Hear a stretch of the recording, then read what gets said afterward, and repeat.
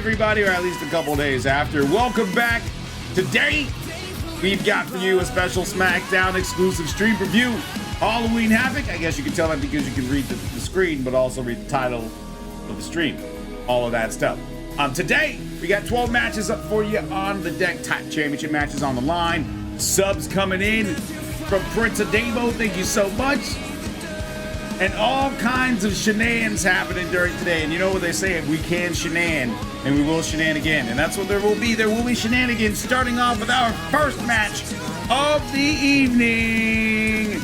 We got the Smackdown Women's Undisputed Championship on the line. Keiko is the challenger, earned her way through this by virtue of winning an elimination fatal four-way match, I do believe. And then you've got the valiant, conquering champion, Dani Elliott. Dani Elliott has been unstoppable this season. To start off the show, we're starting off with the Women's Championship on the line. So for those of you in our live chats, make sure to get your prediction in. And for those of you watching this in a VOD kind of thing, let us know who you think is winning. Of course, if you're going to watch this in a VOD, I should cut this part out. Because if you watch this in a VOD, you can just like fast forward to the end of the match and be like, oh, I think that so-and-so won. Oh, look, they won. All right, everybody, let's get into it. This first match for the Smackdown Women's Undisputed Championship. Here we go.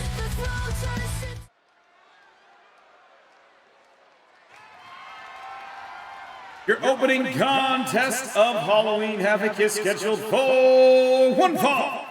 And it is for the Smackdown Women's Undisputed Championship. Here we go. The following match is scheduled for one fall and is for the Smackdown Women's Undisputed Championship. Introducing first, the challenger. Represented in our channel by Dryad ends 1970, she is Keiko!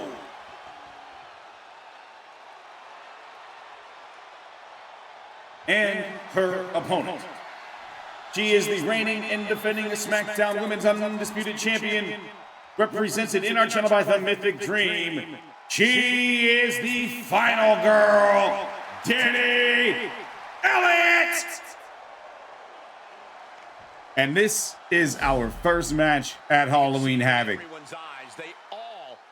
As the title being handed over to our referee, I want to remind you all that coming into this match, Dani Elliott is a staggering 18-3 overall record, and in singles matches, she is 13-1. When it's one-on-one, she has only lost one time. That is incredible, especially this far into the season, and especially the fact that Dani Elliott has not just been the SmackDown Women's Undisputed Champion this season, she's also held the Women's Intercontinental Champion.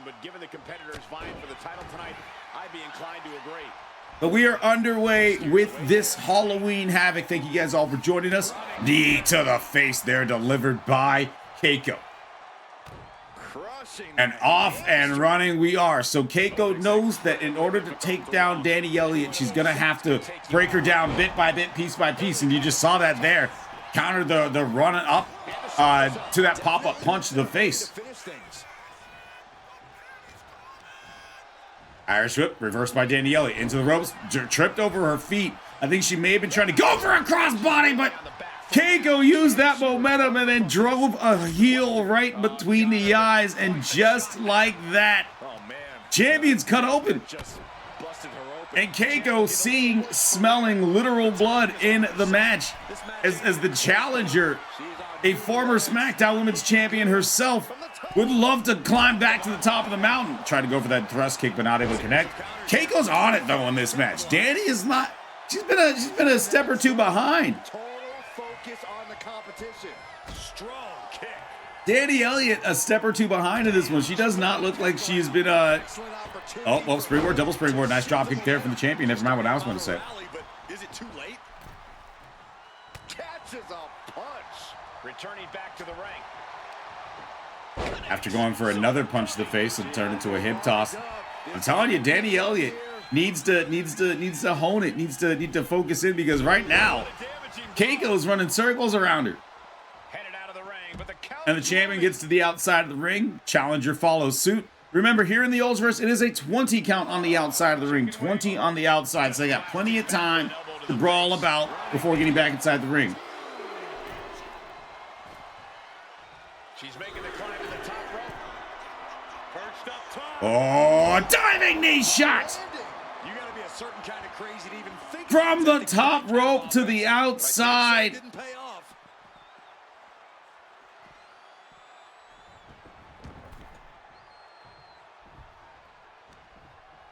Dani Elliott, once again, looking strong as ever. Oh, trying to go for a lariat. Elliott knew it was coming, too. Keiko was about to try to turn her inside out.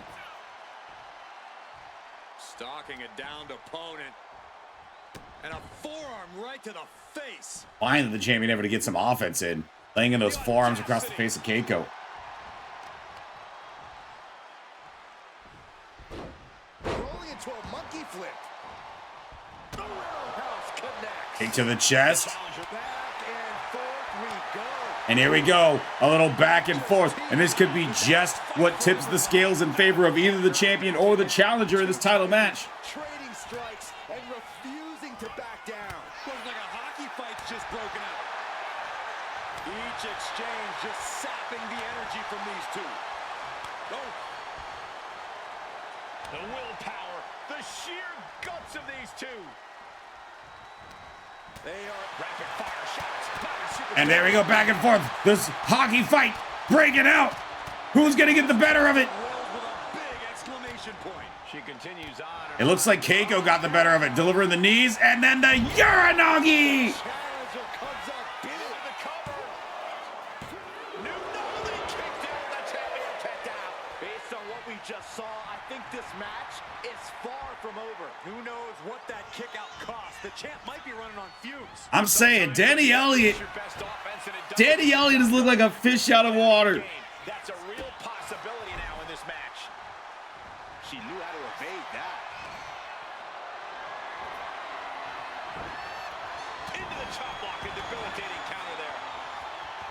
She is trying to shake the cobwebs. And Dani Elliott finally able to do a whole lot of nothing. Keiko is a woman on a mission with this one. The champion has had her complete game plan blown up. Weak ass knee to the back. But Keiko's not done. Bobbing and weaving, sticking and moving. That shoulder breaker there delivered by the challenger. And Keiko the challenger going up to the high rent district.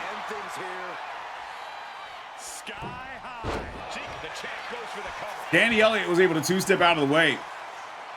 The challenger stays alive. One count. Yeah, what do you expect? It's a one count. Of course it's a one count. Dani Elliott has not been able to get any offense in over Keiko. Oh, how about that? With some stank on it. But only a 2 count, but she's moving in the right direction. Dani Elliott has realized that she's got to turn this one around. She's realized that she's got to dial it up. Stomps to the back, not done. Another stomp to the back. And the champion all of a sudden realizing that this is a championship match. Her championship is on the line, and she's decided to finally wake up and start to fight.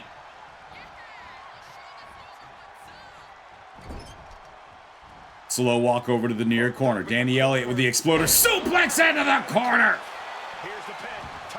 After the exploder, will that be enough to put this one away for the 1, the 2, and not even, that was barely a 2. That was like a 2.1. Like a 2.1.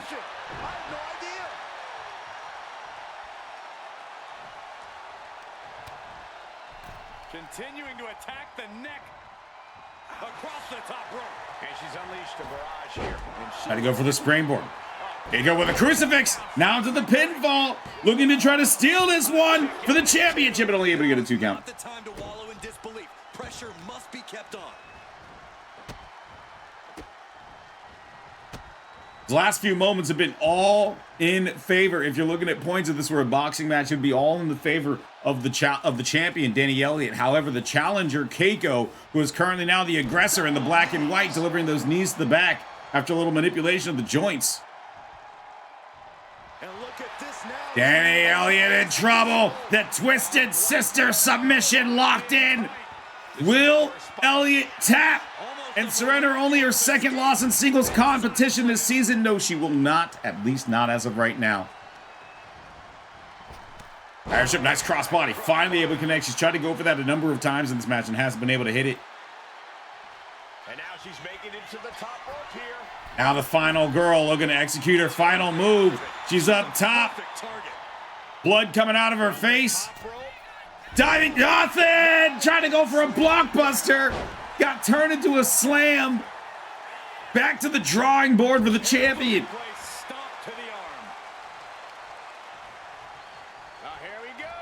Oh, big swinging neck breaker. Middle of the ring, nowhere near the ropes. Good opportunity to go for a pin to see if your opponent's dazed. It's a 2 count, but that's a smart 2 count. That's a smart pinfall attempt from the champion. Because a high impact move like that, there's all the chance for a person to be knocked out. And another 2 count after the springboard into the senton.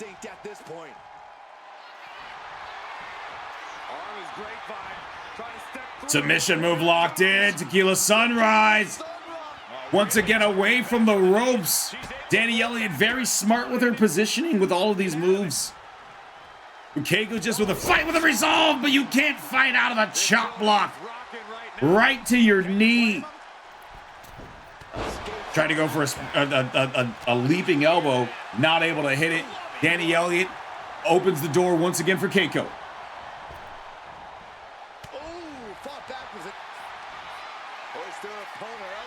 Got her up, drives her down! Holds it for the 1, the 2!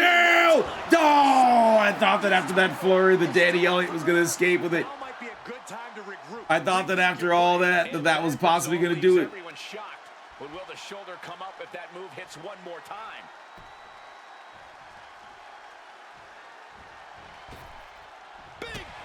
Big boot to the face, and all of a sudden, Dani Elliott, who has been struggling for most of this match, in firm control.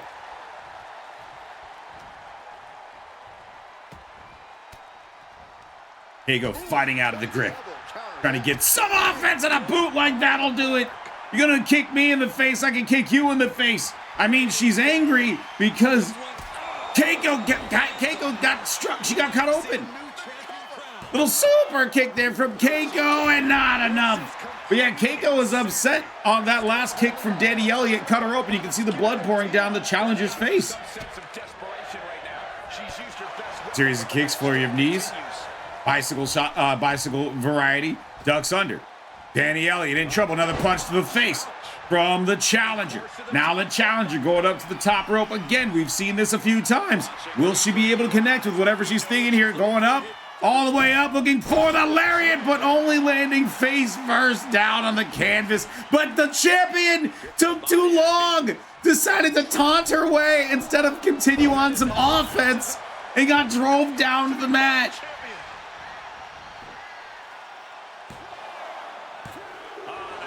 Two count, and the title does not change hands just yet.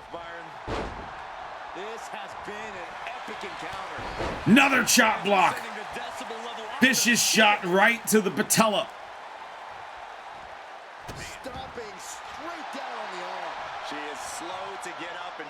Champion feeling full of herself, thinking that the end is here with the pinfall, the roll up, the 2 count only. Try to go for that crossbody. Just gotta try to go for something else. That's not the biggest tool that you got in your toolbox.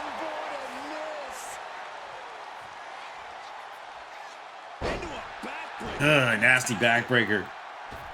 Dani Elliott once again to the outside. Don't know what she's thinking here. Dani Elliott, springboard blockbuster. Now try to take out the legs, realizing that she's been kicked a few times by Keiko. Smart, take the power out of the legs. You don't have your legs, you don't have the base to do close to anything.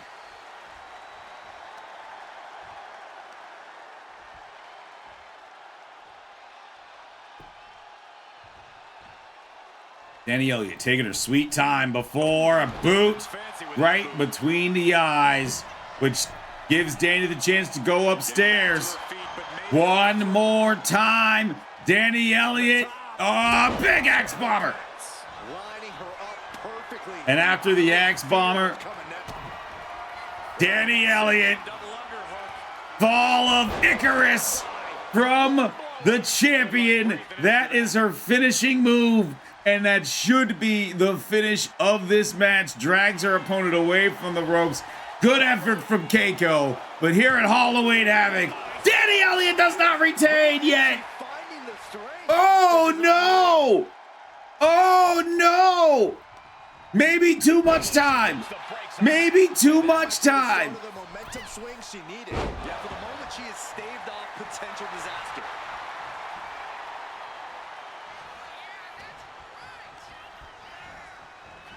Irish whip. Try to go for a punch to the gut. Champion counters it. Irish whip thrown into the referee. Throws off the champion's groove, but Dani Elliott able to follow it up with a flurry of strikes into the package suplex. That cyclone bomb package suplex from Dani Elliott.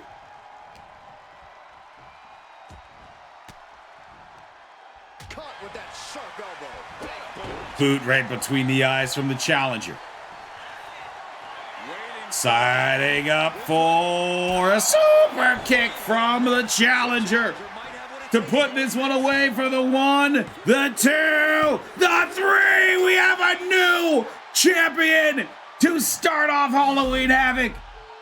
These ladies put on quite a show. Dani Elliott came into this match only with one singles match lost. Double it and give it to the next former champion. An incredible effort showed by both sides. Dani Elliott showed to have the heart of a champion, but Keiko ripped that heart right out on Halloween. What for style? Thank you so much for the resub. I appreciate you. What for style just subscribed. And just like that, there is a new shark, a new alpha, a new head of the women's division on Smackdown, and it is the last person to hold that women's championship. Keiko taking the long road back, but getting herself back the Smackdown Women's Undisputed Championship. This is a great match to get it started off with Halloween Havoc. If this is any indicator of how the rest of the show is going to go, we're going to have ourselves a good one today.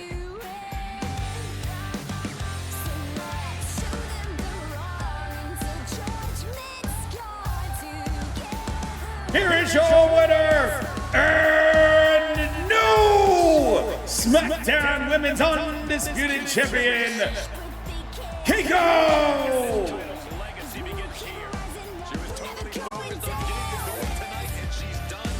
All right, for our next match here at Halloween Havoc, our competitors have been locked away in isolation for the whole week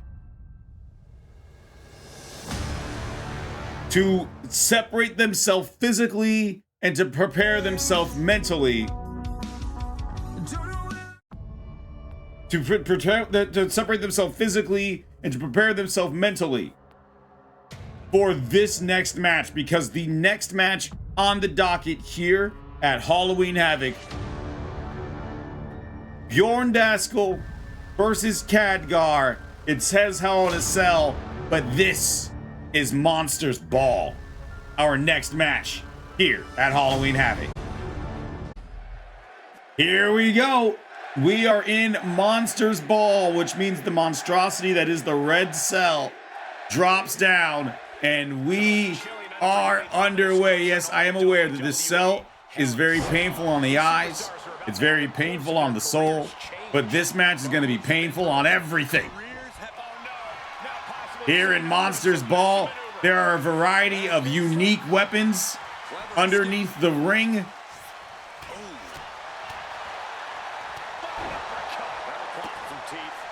Variety of unique weapons underneath the ring, as well as various calamity that can take place outside of the ring.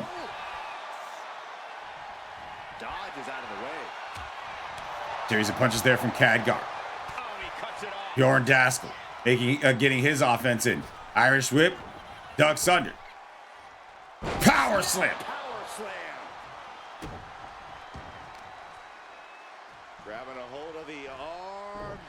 Oh, an arm breaker. That arm's going to be sore for a while. And now Bjorn Daskal after the arm breaker going up to the top rope. Our view obscured by this red cage, but it doesn't matter because okay. Bjorn Daskal faked this all out there. Listen, Bjorn. Right to the kidneys from I get it. You're trying to get the crowd hyped up before sweeping the rug out from under him. I get it. Nasty work there. Daskal getting to the outside of the ring, quickly realizing that, hey, outside the ring, not exactly the safest place here in Monsters Ball. Accept the reality of your surroundings. Now, also, one thing that I could very well see is Khadgarr just throwing a man the size of Daskal like a damn frisbee. Khadgarr and Daskal could both consider themselves as their weapons and not even utilize anything underneath the ring. As you see that executed there with that rebound clothesline from Khadgarr. Texas Cloverleaf from Khadgarr to a man the size of Daskal. There are no rope breaks clearly in Monsters Ball, but you know what there are? Lots of heavy hands being thrown. And Bjorn Daskal greets it with open arms. Bjorn Daskal wants Khadgarr and his shiny beard to hit him as hard as possible. Ask and you shall receive. Back elbow there delivered by Khadgarr. But Daskal just shakes it right off. Catches the leg. Choke slam. That is the kind of move that leaves our jaws on the floor. And these two colossal human beings, these two leviathans in human form, are trying their best to absolutely decimate each other. As a reminder, ever since before SmackDown, they have been locked in isolation, in solitary confinement, where they have been left to stew and fester with their thoughts about their enemy in this match, only released just minutes before they made their way out of Gorilla so that they could enter Monsters Ball. Continuing to attack the neck. And Bjorn Daskal, no problem with using every part of the ring as a weapon, including the ropes. And just a series of chops right across the chest. Irish whip into the corner. Reversal after reversal. These two have counters for days. And these two not even worried about anything outside the ring, not even concerned about any of it, looking to just do work to each other. Lay out powerbomb into the ropes. Looking to try to go for the pin here. Only a 2 count. This match continues on. First pin, Bjorn Daskal trying to be a wily rascal with those feet on the ropes, and this time it was a 1 count. Oh, and an explosive kick, almost turning Khadgarr inside out. And that's a 2 count as well. For sure this thing was wrapped up. Well, stay in your seat. Looks like we've got a ways to go. Bjorn Daskal getting off lots of heavy offense. And oh no. Daskal pouring Khadgarr to the outside of the ring. Nothing good happens between the cell and the ring. Nothing good. This either ends up with these two ending up back in the ring or on the outside of the cage. And I can guarantee, I got a feeling I know what Khadgar's thinking. Introducing his opponent face first hard into the side of the ring. Into the wall of the cage, rather, not to the side of the ring, to the wall of the cage. Connects the fist to the face. Great talent. To brawl, a nice clothesline there delivered by Khadgarr.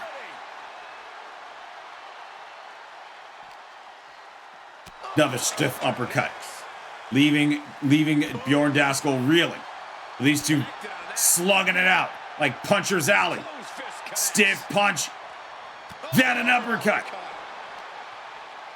then another one.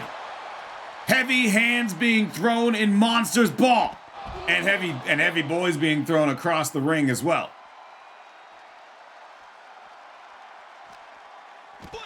Nice jawbreaker to get out of the clutches. And Khadgarr once again this time realizing there's too much of a risk. Slowly moving. I'm sure he can feel the target on his back here. Hopped up. No way. Yes way. Oh, Khadgarr with a tombstone pile driver inside LNSL with the pin. You know who that's a shout out to. He even did the tongue. Just barely still in the fight. I don't know how many more times he's going to be able to kick out after that.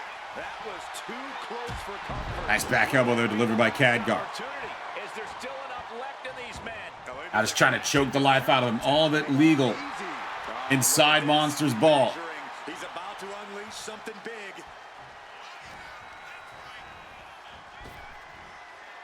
Jarring impact. And now he's going to the top rope.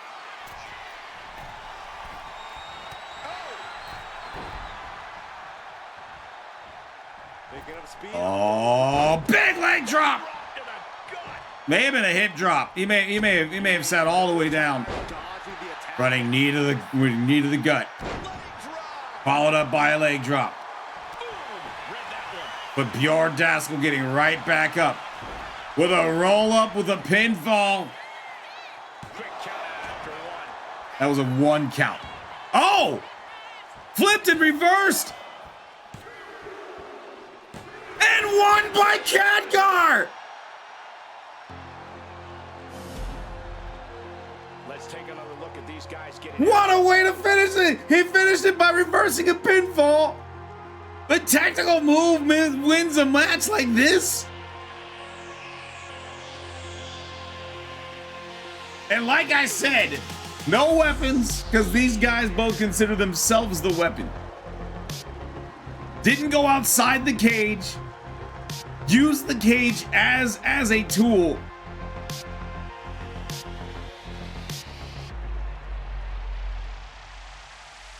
And Khadgarr leaving Monster's ball with the win over Bjorn Daskal. Got it via reversing a pinfall for one of his own.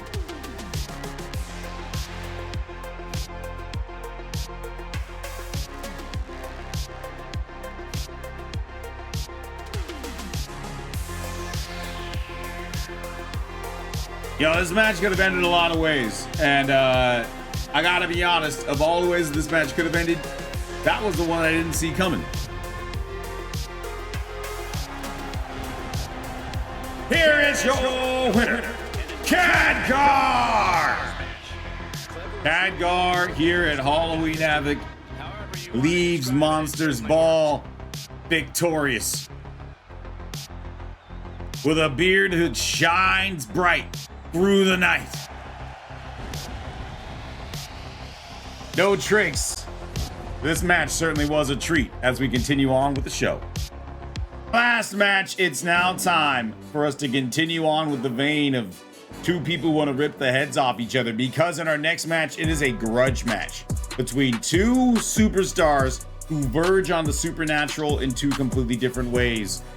And because they are so supernatural in their abilities, a straight up natural match is not going to do it for this next contest with Dryad taking on the Manifestation here at Halloween Havoc. It says Extreme Rules, but this is a Universe No Holds Barred match. Universe No Holds Barred matches mean that there are no there's no rope break, no disqualifications, and falls can count anywhere. And that is what our next match is. This is a match where there are no DQs, no countouts, falls count anywhere. To get your predictions in for either Dryad or Manifestation up next, falls No Holds Barred here at Halloween Havoc. Manifestation, Dryad, No Holds Barred. No idea how this one's gonna go. Let's see how it does. Dryad's gonna utilize her speed. This is the thing that Dryad does. She is quick and she is technically sound in everything that she does. You're seeing that already in the first couple moves of this match. What are we about to see next? And this is exactly the style of wrestling that you have to do in order to best the manifestation. You have to use speed. Manifestation is not quick, but what she is strong as hell. And once she gets those tendrils locked in on you, it is a much different story. You can't, and that's just what happened here. No. Dryad destroyed with a power bomb, but gets right back up. Flip it around, nice monkey flip there delivered by Dryad. This no holds barred match, we could see this very well going a similar way. Knee to the face. We can see this going a very similar way to that Monsters Ball match did, in which, like, we don't see a lot on the outside of the ring. We don't see a lot of weapons get involved. I can very well see that as how this goes down. Or I can see everything and the kitchen sink being thrown as another knee. That stiff knee right between the what I think are eyes for Dryad, or for Manifestation. Some hits, but she knew this Falls Count Anywhere match would be tough. Springboard, try to go for a diving punch and getting out of the way. Manifestation now on the offense, driving those clawed feet into the back of the knee, driving the knee down to the canvas. Wheelbarrow into a flapjack. And that wheelbarrow slam, it's classic Manifestation. Oh my God! Manifestation! She's on her! She's just gnawing away at her! Look at her go! Oh my God! It's just biting at her face, clawing at her face. Something like that to another human being. Manifestation, and yeah, Dryad doing a smart thing here, trying to get out of dodge, and Manifestation followed suit. This match is spilled to the outside, and it may not go back inside. Another stiff, never mind. Another nothing. As Manifestation getting, and then driving those claws into the throat of Dryad, looking to try to get the pinfall here. Only a 2 count. Our drone not able to capture a good shot of that pinfall. The claws of Dryad, sorry, the claws of the Manifestation hooked into the shoulders of Dryad. There's a fine line between strain and pain when your shoulder is worked like that. Scary stiff strikes. Those trapped kicks to the ribs, and now pinfall here with 0 basic. That was a 1 count, but that was barely a 1 count. I thought that was a 0 count.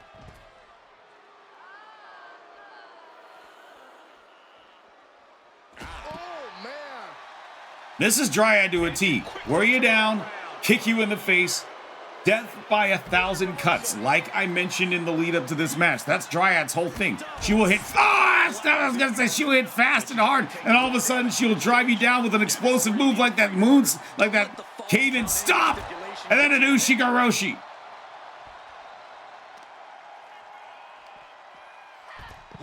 Dragon screw leg whip from Manifestation. Manifestation, she has a lot of size on Dryad. Dryad only standing in at about 5'2". Manifestation clearly well over 6 foot, driving those clawed feet right into the face. Manifestation. Diving elbow drop. Pinfall. Only a 2 count. If she keeps the pressure on, the next one might do it. So far, once again, in this no holds barred, we have not seen weapons. We have seen a lot of action on the outside of the ring, but that is all good. Oh, well, that might change. That might change. Is Manifestation clearing off that announcer's table, trying to drag Dryad towards it, and Dryad realized what's happening in a basement clothesline. Laying out the Manifestation and then getting some distance between her and her fallen foe. And the first person to introduce a weapon is Dryad, and of course go to the old standby and steel chair. But it doesn't matter when you have a cloven hoof delivered right to your face.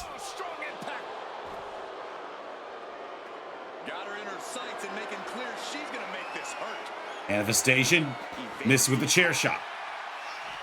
Too close to the barricade. Manifestation actually hit the barricade.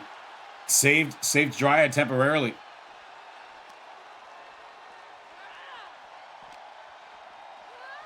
Oh, whipped right into the diamond-plated steel.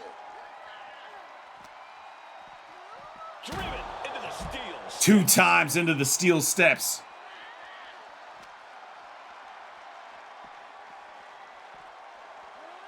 out of ringside and back to the mat. Dryad making a point to get this back inside the ring. Don't know how wide. Oh, T-bone! Suplex from Dryad, and Dryad is fired up after that T-bone suplex. Kick to the face. That woke up Manifestation. Manifestation able to dodge around. Series of chops, turned into a hip toss. Only a 1 count.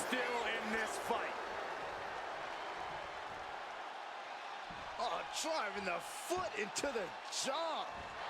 Foot right in the throat. Brutal. Perhaps looking for some kind of equalizer here. Oh, people were asking earlier for tables. Asking, you shall receive. Table set up on the outside of the ring. Manifestation being backed down by Dryad. Look at this. Manifestation trying to run away. It looks like from Dryad. It's going all the way around the ring, trying to play mind games with Dryad. Lifted and completely helpless here. Michinoku Driver. Keep talking Michinoku, his royalties on that one. And then a face buster, and I guess we're seeing why the Manifestation was so afraid of what Dryad had. Dragon Sleeper. Locked in. But the gangly form of the Manifestation, able to get those long limbs up, those knees to the face to break up the submission, is Dryad now staying on top of it. That table introduced on the outside. Oh, deforestation on the outside to put this one away. 2 count. 1 count, never mind.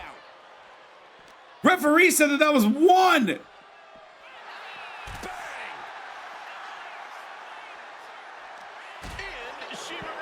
Dryad, by the way, is cut open. She is bleeding.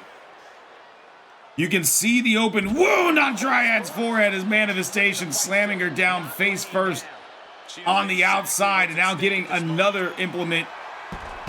Is that a spiked 2x4? That is a nail drip, and Dryad taking that 2x4 and just laying in. Buzzsaw kick.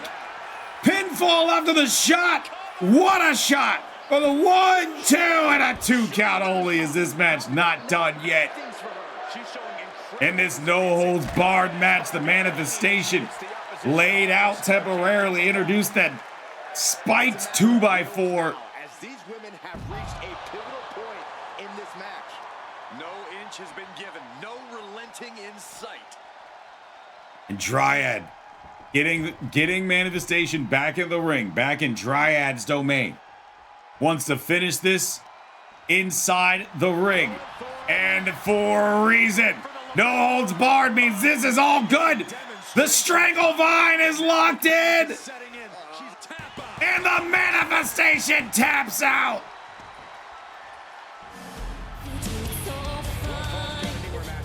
And that is how this match comes to a finish.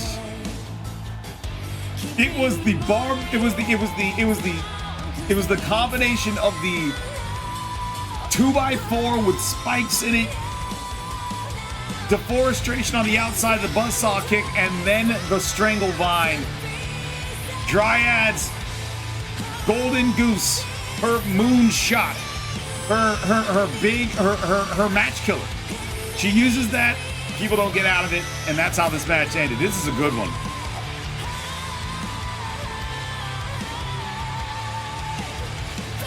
You see it right there, straight kick. Pinfall on the outside was just to make sure, just to try to see if it was enough. With it clear that it wasn't, Dryad locks in the Strangle Vine and gets the Manifestation to tap out. Here is your winner, Dryad! In a fantastic match here at Halloween Havoc. Dryad may be the one bloody, but she's the one who also leads to the win. Great. What fun would Halloween Havoc be without costumes?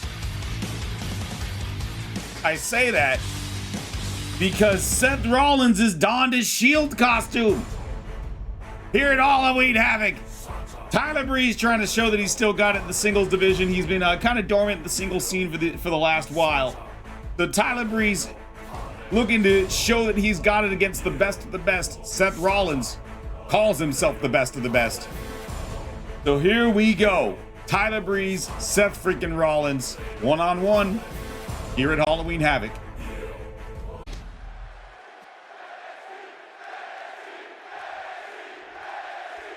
Tyler Breeze, Seth Rollins, one-on-one as we continue on with Halloween Havoc. Seth Rollins donning that Shield gear once again in feeling in the holiday spirit, trying to dress up as a member of the Shield. Tyler Breeze looking like he may need a shield from all the onslaught of offense that's coming his way from Seth Rollins to get started. You didn't say that. I did say that indeed. Tell me. That was only a 1 count. You did not just say that. You know, Booker T, as much as it doesn't sound like I would say that, I did say that. So what are you saying that I didn't say that I said, huh? Exactly. Springboard moonsault there from Seth Rollins to try to put this one in the books already in an early 2 count from Tyler Breeze. Stopping away in the corner. Breeze just trapped in the corner. Rollins doing his best to just wear down Prince Pretty.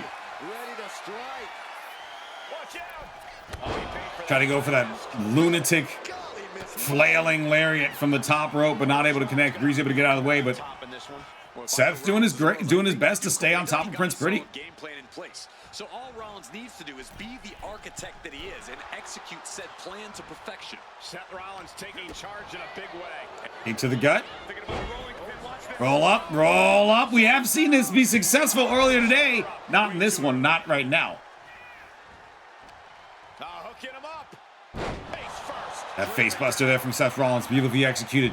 Seth Rollins would love to get a win and to show Tyler Breeze that maybe he should stick to being a lackey, being a sidekick, being a part of a faction. Not that Seth Rollins would ever do any of those things.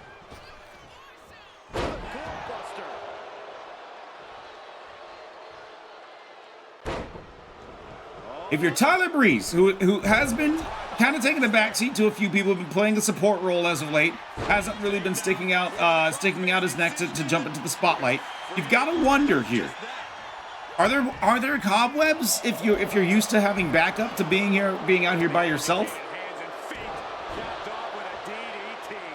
And Seth was able to be tamed there. Breeze making quite the impression. He could be looking for a submission here. The camel clutch. Yeah, camel clutch locked in. Nice escape. Brainboard crossbody.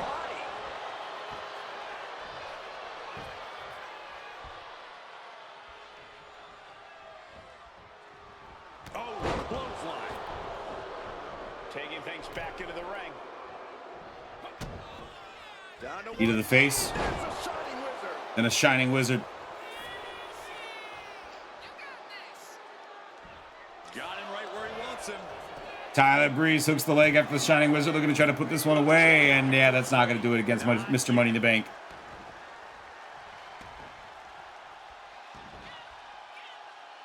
We have seen history-making moments with both of these individuals throughout the entirety of the course of the Ultraverse. And I got a feeling here at Halloween Havoc, as Seth Rollins with the springboard Phoenix Splash, beautifully executed. I got a feeling Halloween Havoc that this match is going to be historic as well. I think this one's going to be a good one. This is going to be one that gets remembered for years and years. Springboard, trying to go for a knee. Breeze able to roll out of the way. And Breeze rolls through. And a 2. That lucky 13. Put so much pressure on the knees. Maybe his plan was just to soften his opponent with that hold. Completely missed the mark there. Oh, what a clubbing blow. Great defense by Tyler. Clothesline caught and counter, turned into a spinning heel kick from Breeze. Shin breaker. And a shin breaker, not done there. Dragon screw leg whip. And he has an answer for Breeze. Rollins getting right back up to it after a kick to the top of the head. Tried to go for one too many kicks. Swept the leg. Now it's time for Breeze to potentially put him in a body bag.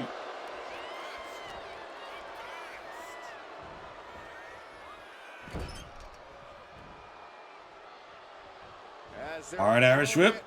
Thought it was reversed, but nope. Back into the corner. Clothesline, not done. Snapmare, and then a nice neck snap. Now attempts the cover. Can he keep him down? Digging deep for a kick out. This is no time to hesitate.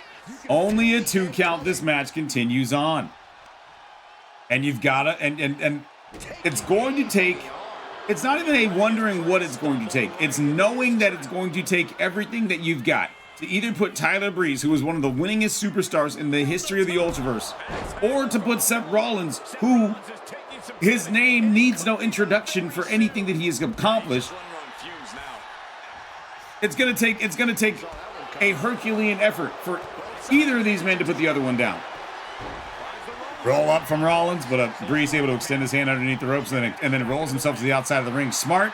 Rollins taunts in the corner. Gotta wonder if that's gonna backfire against him. Looks like it immediately did, as Breeze was able to get his hands on him, at least for a short temporary time. And into the opposite corner. Rollins. Oh, buckle bomb! Spectacular maneuver from Seth. Oh, stop! In the name of love, before you break his face. Only a 2 count after the stomp, though. This whole arena's in shock. Thought that could have been it, but nope. This match continues on. Chops, firing off kicks and chops, and a flurry of Kawada-style kicks. Seth freaking Rollins, Mr. Money in the Bank, going up to the top freaking rope. Maybe looking for the freaking Phoenix Splash. One of the most impressive moves I've ever seen. He looks defenseless as he. And now Rollins after the Phoenix Splash. Hard Irish whip. Hops over. Ducks under. Little international. Nice drop kick. Seth Rollins looking to try to get this done after the drop kick, and that's not it. That ain't doing it. That ain't doing it. Able to slip out of that one. Big clothesline from Breeze.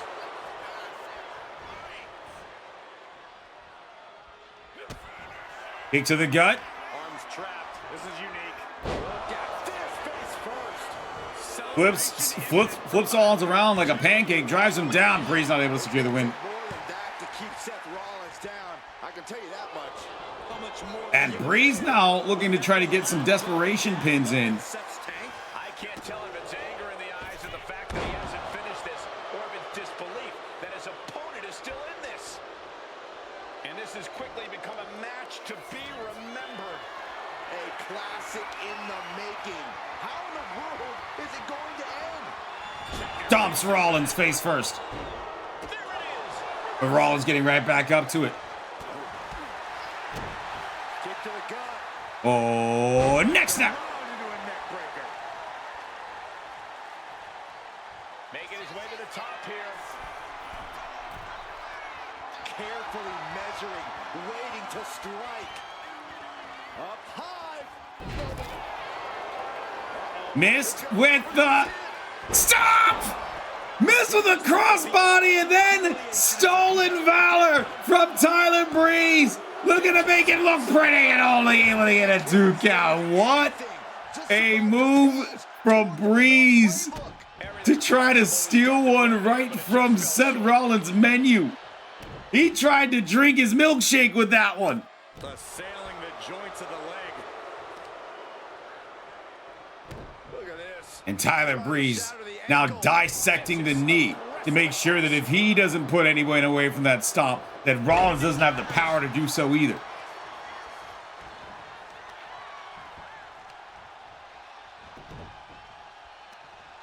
Right across the knee. Heel hook locked in. This is painful. Really seems like the knees are a focus for both dudes in this match. That's really what it looks like. Tyler Breeze keeps going after the knees. Seth Rollins keeps going after Tyler Breeze's knees. Rollins, by the way, cut open. I believe that happened on the stomp. Oh, a second. Buckle bump. And immediately goes for the pin. In a very smart move, Seth freaking Rollins. After the buckle bomb shows that Breeze may be able to hang, but he can't swim in deep waters. Seth Rollins, Mr. Money in the Bank, gets the win here at Halloween Havoc. Great match between these two. I'll tell you, Tyler Breeze stealing the stomp after the missed crossbody was a work of genius from Tyler Breeze. Seth Rollins is he's known for having a plan and a backup plan and a backup for the backup plan.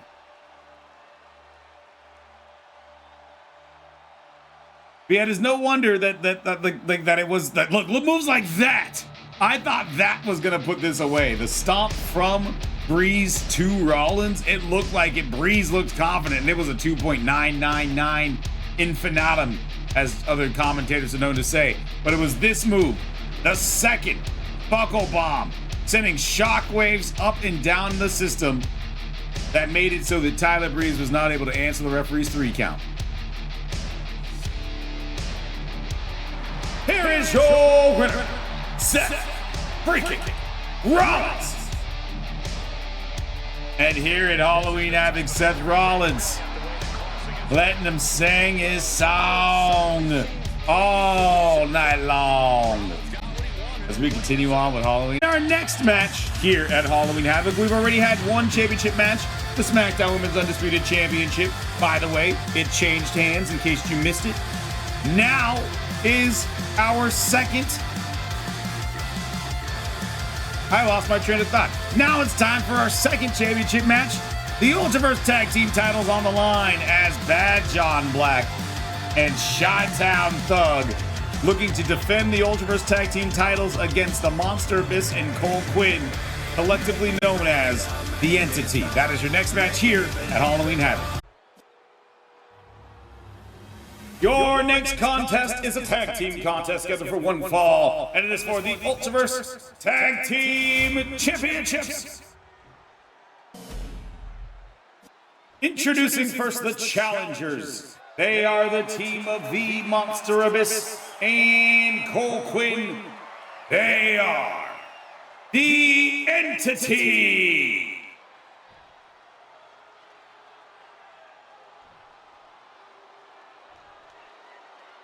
They are The Entity.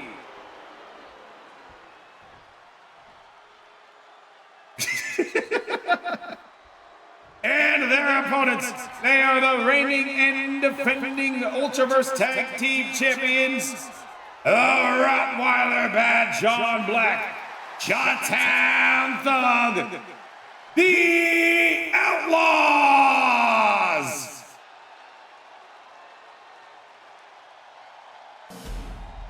Don't need to say their name twice. One and done for the Outlaws. As we continue on this championship match, this second title match of the stream preview. Thank you guys once again for swinging through and watching, for checking this out, whether you're watching it on Twitch or on the YouTube spot. I greatly do appreciate it. As the bell has rang, we are underway with the next one. Bad John Black starting off the match with the monster a bit. Well, that didn't last long. This is what you know from the tag team champions. They've gotten real adept at utilizing tag team rules to the best of their advantage. Ever since the formation of the Outlaws, Chi-Town Thug has not lost a match. But he is making a statement by going for it at this point. Which is incredible to say. He was losing left, right, and center before he forged his alliance with the Rottweiler Bad John Black, and the two really seem to bring the best out of each other. It's like playing jazz, but using your opponent as the drum. Targeting the throat there.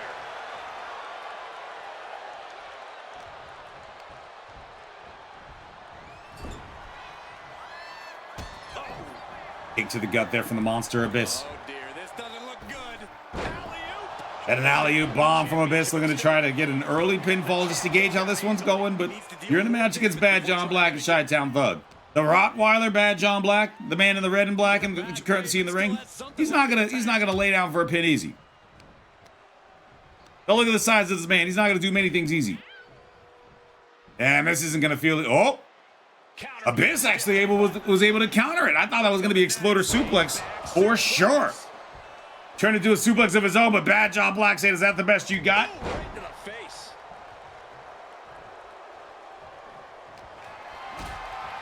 Kick to the gut, Monster Abyss. Got him in a powerbomb position. What's he thinking here? Ah, well, that's what he's thinking. There's no thought there. Force might have taken Just slam that man down so hard, left an indent in the ring. Look at this. Gonna have to replace the boards underneath the canvas. Combination of strikes and some Now Cole Quinn, who many could consider the weaker link in the entity, but don't tell Cole Quinn that, because ever since aligning with the Monster Abyss, Cole Quinn has found a different gear. Hold on a second. Could be a matter of time. Submission. And he very quickly counters. Locks in that submission move, at least for a short while. Chi-Town Thug able to get out of it. And here we go. We saw tag team moves from the champions. Now tag team action from the challengers. Two superstars looking to walk across the finish line. Kick, suplex, Solid or teamwork. brainbuster. Don't forget, the champs have solid teamwork of their own too. All the way down. Searching for any advantage towards the title. Trying to dismantle the champ's arm.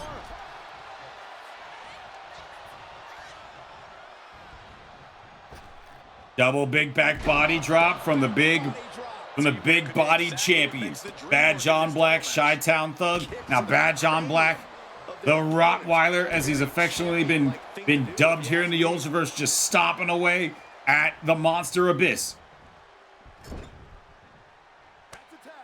Tag made.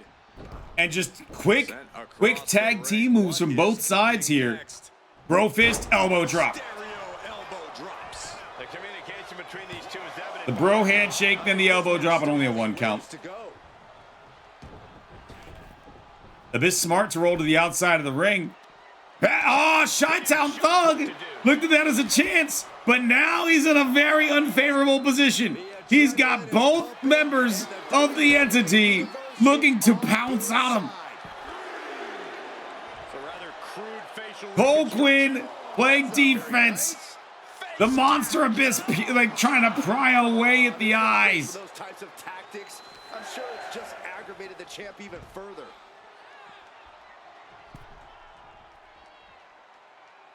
Big splash from the Monster Abyss. That was one big behemoth flying down with authority and force. Big forearm. Referee's counts and I remember it is a 20 count on the outside of the ring. Remember it is a 20 count. So plenty of time to get back in the ring. And once again, Chi-Town Thug trying to go after Cole Quinn, realizing that he's got to get back in the ring. Counter there for the Monster Abyss. After the big back body drop, able to go for the pin. You notice Bad John Black unmoved, didn't even phase him. Knew that Chi-Town Thug had it in him to kick out. And turning it into a mat slam.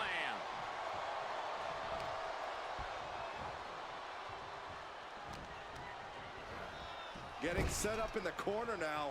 Oh, that foils Abyss. Chi-Town Thug fighting his way out of enemy territory, at least for the time being. Single leg takedown. And Oh, he's got him in the ankle lock. But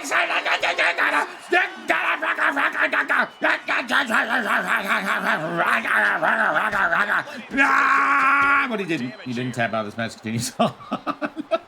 Oh, sorry about that for people who watch that or you're used to it. That's what happens when you go to an ankle lock. You just happens. Happens. Opponent off the ropes.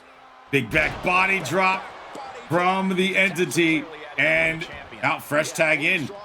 Bad John Black, Cole Quinn staring down each other. But it might be time to tag out. Getting the fresh partner in here. And here we go.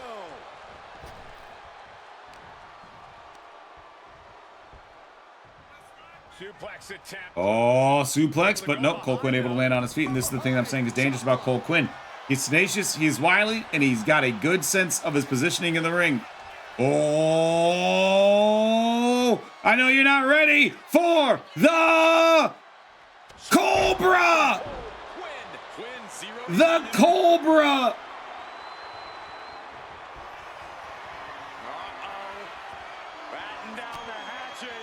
And it was looking what looked like he was going for like an F5 or an F10 or something. The bad John Black getting right back into the offensive.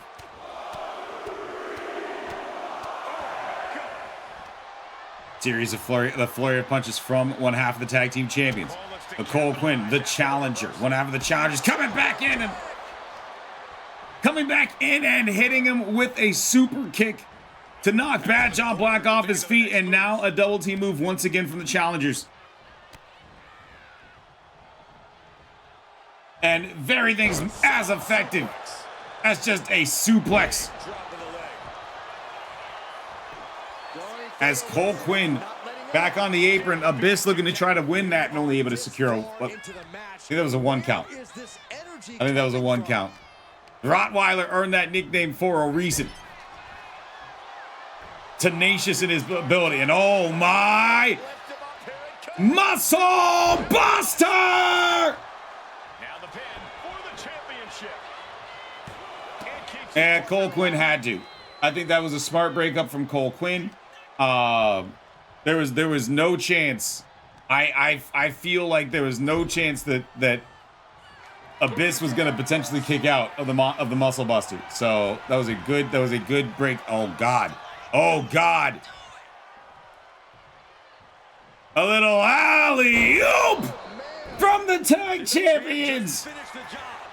And now after the high-impact move, the Outlaws still not able to escape this match yet. They've still got plenty left to go here at Halloween Havoc. And back into the corner. Double team moves, cutting the ring in half. Isolating Abyss, doing everything that you should do if you follow the tag team textbook. All right, Irish whip into the corner. The monster Abyss say, "Get out!" Bad John Black obliging. Be careful what you wish for! That's a spear out of nowhere! Cutting Abyss in half! But only able to get a 2 count. But only able to get a 2 count. He won. Oh, God. Oh, God. Oh, God. Bad John Black staring down Abyss. Sizing up to put this one away. And does he put it away? He's got him up. Drives him down. The better end for the 1-2. How is Abyss doing this? And Bad John Black can't believe it either. He can't believe it. He's going for it. How is Abyss doing this? Is it because it's Halloween and Abyss has like superpowers on this day? I think it's coming off the hinges. What an atmosphere. An insane amount of adrenaline must be coursing through these competitors' veins. And now the tag. And now comes trouble. Now the tag, and here comes trouble. Cole Quinn, who has been rested on the apron for a while. Abyss needs to get out of the ring. Abyss needs to get out of the ring.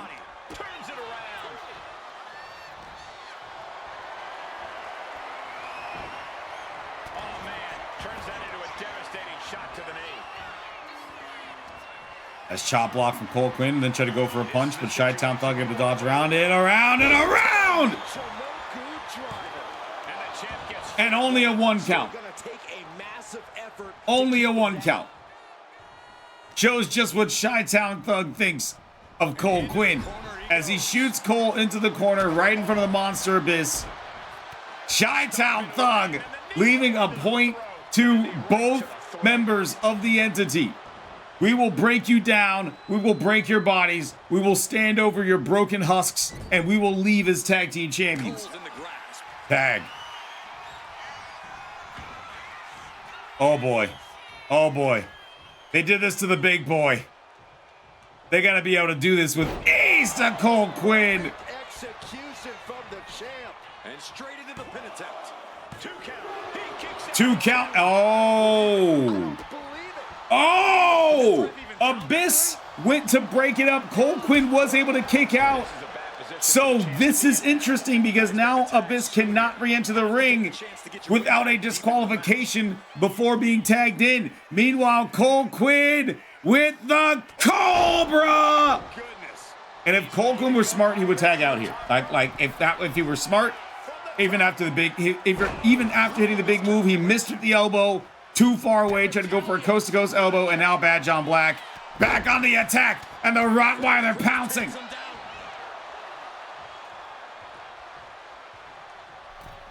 Bad John Black going up to the second rope. Bad John Black looking for some bad intentions here. Diving clothesline.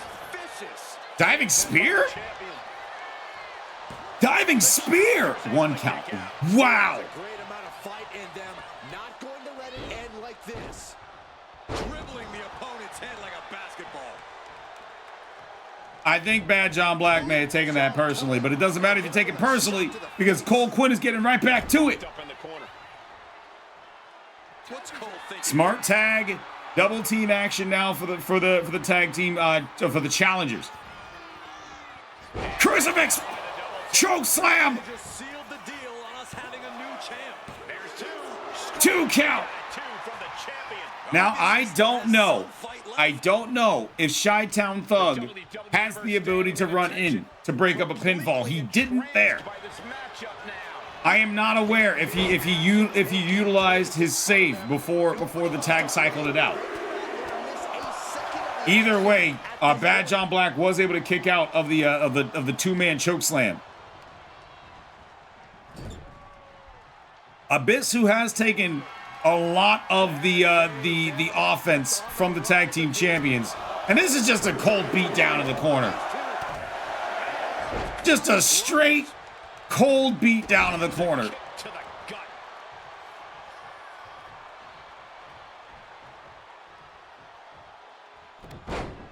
Pendulum backbreaker. The strength of Chi-Town Thug to be able to pick a man the size of Abyss up and go for a walk like that. Cole Quinn calling for the tag.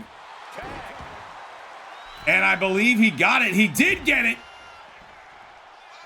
Abyss on the ring, on the floor on the outside of the ring. This exposes Cole Quinn for the time being. And a sucker punch from Bad John Black. A straight sucker punch to the back of the head. Knocks Cole Quinn off his feet. Nice meteor there from Cole Quinn to try to knock the Rottweiler off of his feet. And now Cole Quinn, who missed that coast-to-coast elbow drop, going for something else here. Or maybe he's going for an elbow drop that isn't coast-to-coast. Up and drop kick. The champ getting pinned.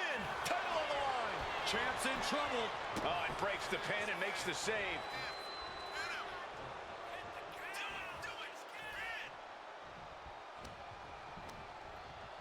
Irish whip. Sending Cole Quinn into his own corner. I do miss the days. I do miss the days where we would see blind tags. I hope that those days return, where tags are, or teams are smart enough that they can realize that their tag team partner is thrown into their own corner. They can save them.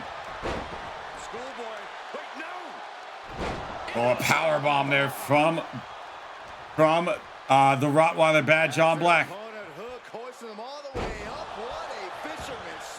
That's Fisherman Suplex. Shout out to Mr. Perfect on that one. Not going for a tag. Instead, a spear to cut Abyss into, and then after the spear, the tag. After the spear, the tag. Leaving the scraps. Leaving the scraps after the spear for Bad John. For Bad John Black, his team for Chi-Town Thug, his tag team partner. Cole Quinn was able to make the save. I think that was a burn, though. I think that may have been a bad time to utilize a save. Oh, Goozle. Hooked. Never mind. Luthez press. Oh, hell yeah. Shout out to Stone Cold Steve Austin with the Luthez.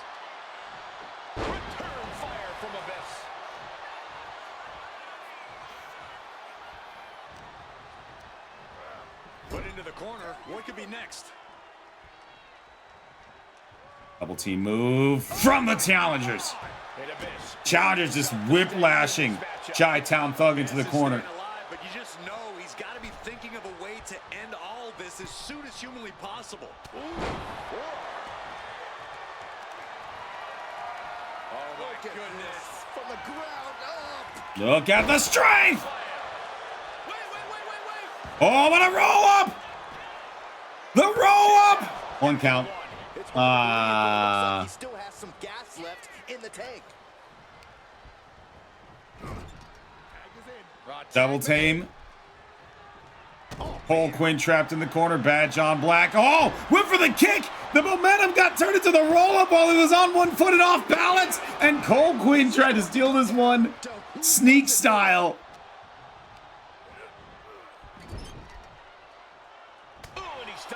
Bad John Black fighting his way out of enemy territory.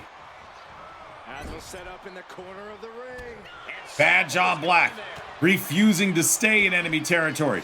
Kick to the gut. He's got Quinn. He's got him up. And he's looking for the better end again. The champ taking care of. But the Monster Abyss saying not a chance. Nah, not for me. Not gonna happen.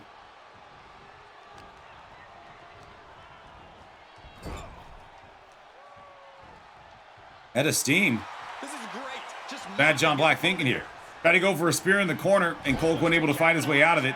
Now Quinn looking for a spear in the corner, or not. Try to go for, went for an Insaguri and wasn't able to connect. Bad John Black able to duck under. Kick missed. This kick caught right in the gut. Oh boy! Stolen valor for the 1 and 2, and not a stolen title. Bad John Black able to get his shoulder up off of the mat. Sorry, thought we dropped frames there. Elbow drop for the 1, the 2, and only a 2.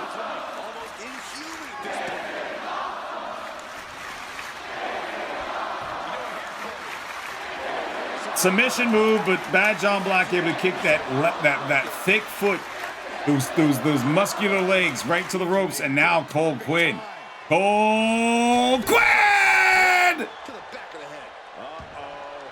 Quinn is looking to do the damn thing. Kick to the gut. Culver drive. Pinfall. 1, 2, 3, but that foot was clearly underneath the ropes. The referee did not see it.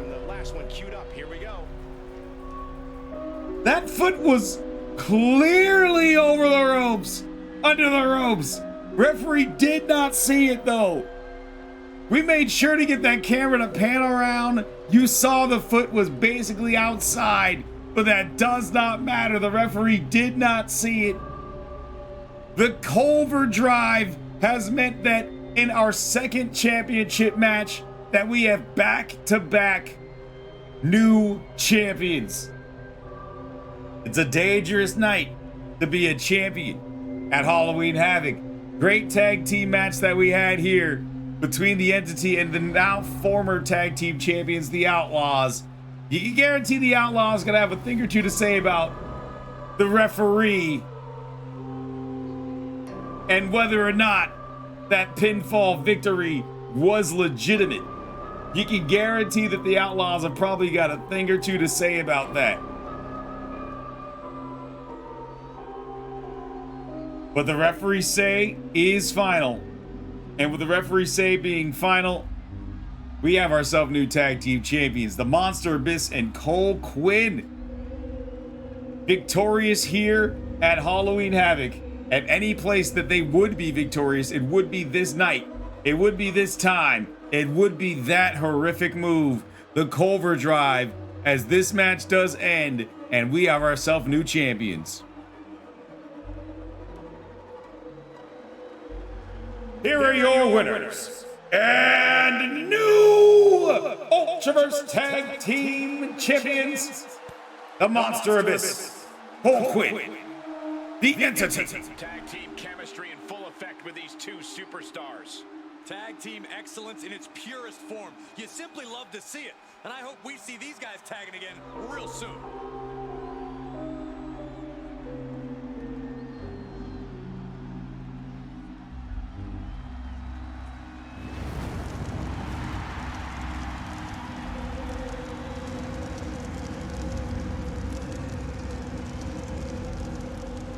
You may not like it, but you must accept it. Tag team champions, as we continue on Halloween Havoc. Here at Halloween Havoc, as we continue on with the slate of championship matches, the Intercontinental Championship is on the line as the main man, the story of the season, Mr. Unexpected himself, Mensah, your dominant Intercontinental Champion, defends this title, this prestigious title, against the Celtic Warrior Sheamus, who won a fatal four-way elimination match on Smackdown to earn himself a shot here at Mensah. This is your next match, Sheamus Mensah for the Intercontinental Championship. Following match is a 2 out of 3 falls match for the Intercontinental Championship.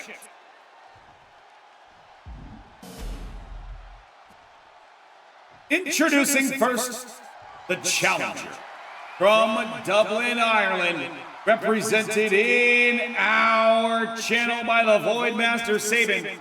He is the Celtic Warrior, Sheamus!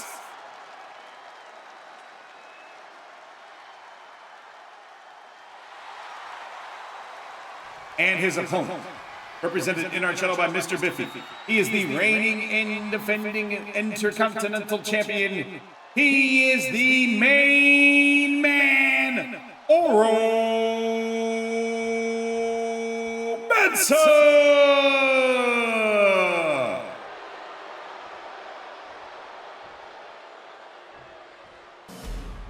The Intercontinental Championship, one of the most coveted titles in all of WWE. 2 out of 3 falls. Gotta find a way to get it done twice. My prediction, we might have a third new champion of the evening. Coming into this match, just looking at it, I know that Mensah's got a lot of momentum, but it's hard to beat Sheamus twice. In one match, it's hard to beat Sheamus twice, especially.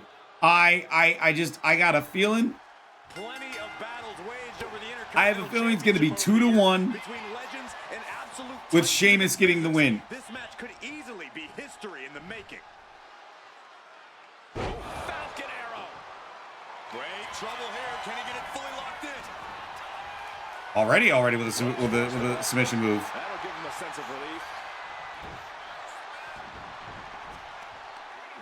Carefully measured knee drop. Ooh.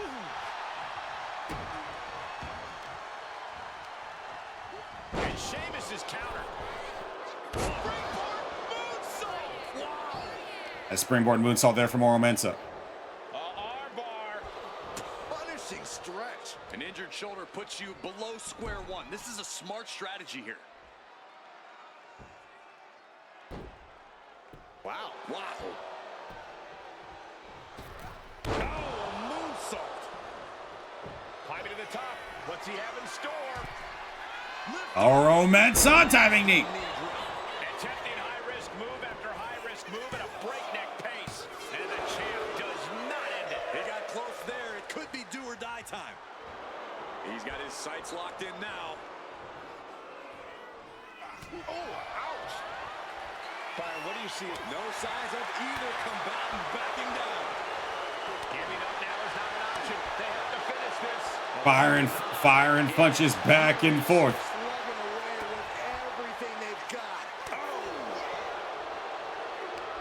This is a war of attrition with neither superstar wanting to be the one who surrenders. Toe-to-toe, treating each other. Slaps being traded from both sides in this 2 out of 3 falls match. Chop to the chest and a hockey fight broken out between the champion and challenger. Neither man backing down, by the way. Neither looking worse for wear after that hockey fight. Ducks the clothesline and then hits one of his own. Beautifully executed from Mensah.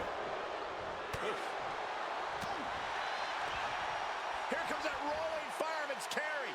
Uh-oh. He's able to count. Nice neck breaker there from Mensah. Wow. Springboard from the bottom rope to a moonsault. Unique.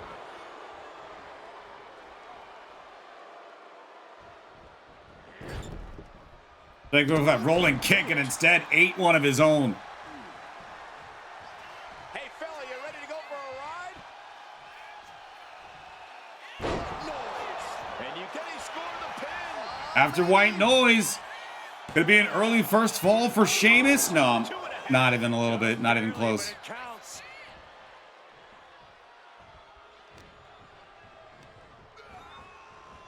Bro, it just got his back. Sheamus is putting in the work.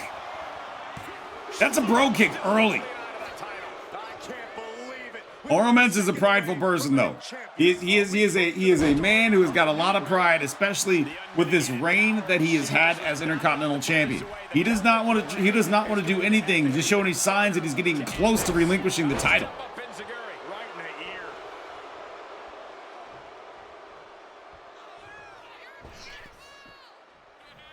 Now springboard. Did you see that? Nice. Fell through the air. Thrust kick to the side of the head. Mensah showing no fear up there. Getting back to his feet, but might want to reconsider. Up high. Diving DDT. Delivery. Amazing. And now the champion, Oro Mensah. This is a man to the skies. 450 to the middle of the ring to try to go up 1-0, and he does not do it. Keeping the championship dream alive. It was almost just lights out. It is going to be a war of attrition. That is what we're going to see here. That is what we're going to see here between these two. It is a flat-out war of attrition. It looks like he's stalking his prey. And whoever's able to wear their opponent out, another beautiful thrust kick. Whoever's able to wear their opponent out more efficiently, will be able to score the first fall and get the advantage in this match. Diving knee shot. Is it enough? The cover. Two count. Really had less than a second to stay alive there. Was able to avoid heavy contact. Destroyer! Hit that clean, but did not get the pinfall. Oro Mensah is trying all of his out the park moves, his big match moves. Narrowly escaping there. Not able to use anything to put this one away yet, or at least put Sheamus down for one count. Big time offense from Oro. Sheamus able to take a stand there. Yeah, Sheamus able to stop that surge dead in its tracks. Did you hear the impact? And that Sheamus with it. Oh, crossface, but Sheamus not able to get the ropes. Oh, he does. He reached his hand out. Smart move there from Sheamus. Good awareness. Being sized up, he might regret getting back up here. On the middle row. Trying to go for yet another diving DDT, and this time Sheamus getting out of the way. Now Sheamus trying to fire himself back up. Into the corner here. And Knee to the turnbuckle. Mensah getting out of the way. a jumping arm breaker. The fight is being taken to Sheamus. Look, Sheamus loves a fight, but he can't be liking this. Oh, that was pretty cool. This could do it. Oro Mensah just trying to go for pinfalls at every chance that there is, which is smart to do in a 2 out of 3 falls match because you never know what it's going to take to get that first fall.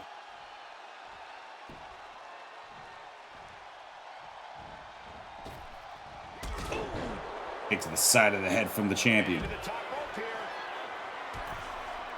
Oh no, has him lined up for the kick. Oro Mensah looking to dive. Oro Mensah looking to fly with the Hurricane Run to the outside. When you crash on the floor, a searing pain races through your body. Sheamus shaking it off, getting right back on the assault, stalking Oro Mensah like Michael Myers. Just slow, methodical, and a confidence that will send a chill up and down your spine. It's just punishing the knee, shot after shot after shot. Hammer. Remember, it is a 20 count on the outside of the ring. Plenty of time to do damage on the outside before getting back inside. But Oro Mensah breaking the referee's count just so he can reset it. I was about to say he may have regretted that, but no, instead, no. Oro Mensah. Powerbomb position. Into the cutter! Beautifully executed from the Intercontinental Champion. He's in a bad place. This is where it could all end for him. Sheamus has a history here in the Ultraverse of making it 2 big matches, but then choking in big matches. Oro Mensah with a suicide dive DDT Zero regard for anyone's well-being. on top of his game right now. Ripcord position, knee strike to the face. And now Mensah has all gears in motion. I don't think anything can stop Oro now. His count is at 5. And at 6. Remember, it is a 20 count on the outside, but we just mentioned. A 20 count does give you one of your first fall. Oh, Destroyer! Cut open Sheamus! He's donning the crimson. Oh my! Oro Mensah! Oh, big counter there for Sheamus. Great opportunity to get out of the way of what could have been a move to put this one completely in the books. At least put that first fall in the books. Oro Mensah just goading his opponent. Look at Sheamus. Back on the outside, Sheamus trying to taunt. Oro Mensah stopping that. German suplex. Full Nelson suplex. And then a straight jacket German. It's complete. And Sheamus can't seem to get out of harm's way. Yeah, Sheamus is getting beaten down. Springboard. Done! The cutter! Tossed caution out the window, and it paid off. Adrenaline is through the roof now. When you're in an atmosphere like this, when you can't hear yourself think because the crowd's so loud, you find a way to do superhuman things. That's what these combatants are doing here. No falls on the board yet. Oro Mensah, Sheamus. Intercontinental Championship is on the line. Oro Mensah looking to change that with the 450. Oro Mensah up 1-0. And Sheamus puts a quick stop. And now Sheamus That was mounting against him. And this, he thinks he has it. after the bicycle knee shot. Call makes the champ nervous. The muscle memory's got to be taken over now. Pure instinct to kick out before 3. What do you say? Bro, kick. Brogue! Title. 2 counts! Take more than that to put the champ away. But just how much more is needed? The end could still be right around the corner. Thought that that was going to tie it up. So a part of him might be happy that this one isn't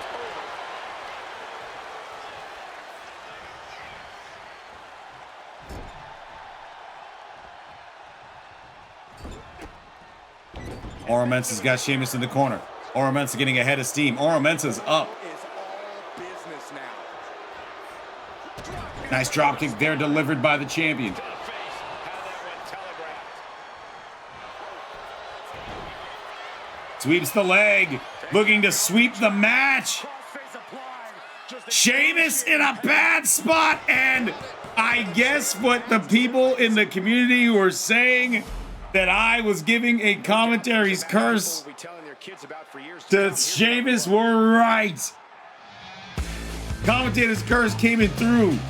Oro Mensah wins 2-0, sweeping the Celtic Warrior Sheamus in this 2 out of 3 falls match.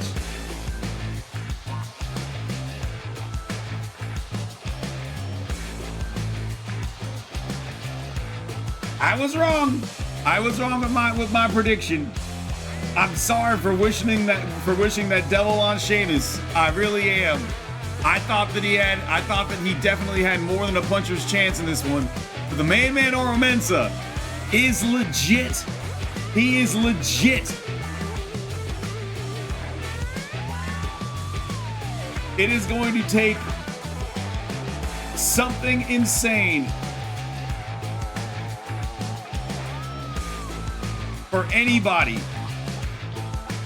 to render that title away from the main man Oro Mensah.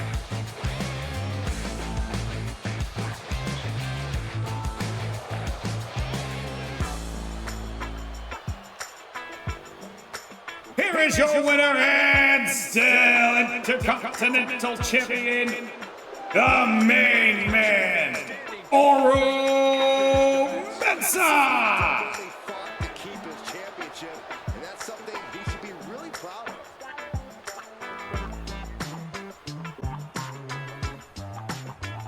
What can you say? Just that good. Just that good.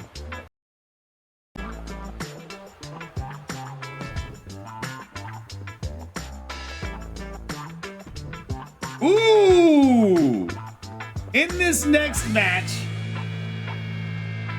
it is a trick or treat for the Women's Intercontinental Champion, Liv Morgan. Because in this match, she will be facing off against Thea Hale, Sonja Blayde, and a mystery fourth person, a third opponent, fourth competitor in the match total for the Women's Intercontinental Championship. So this is for the Women's IC Championship. This match is scheduled for one fall as far as I know. Thea Hale, Sonja Blayde, Liv Morgan the champion, and a mystery fourth competitor.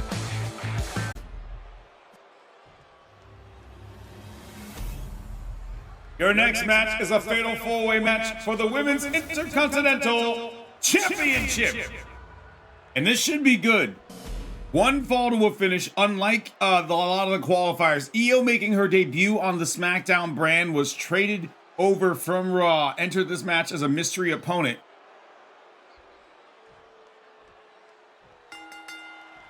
There can only be one winner. One person will walk out with the Women's Intercontinental Champion. Let's see who it's going to be. And there's going to be action all over the ring. With this being a fatal four-way match, there is also the thing to keep in mind. No DQs, no countouts. So weapons are probably going to get used. It's only a matter of who gets one win.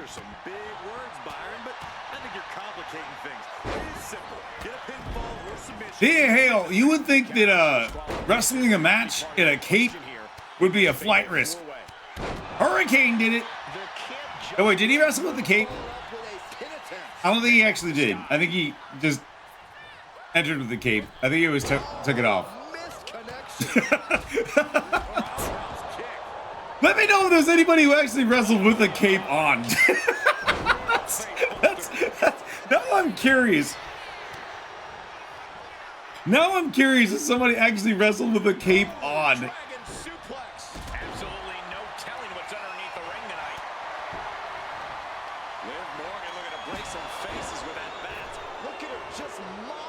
Of course, Liv Morgan, the one with the first weapon.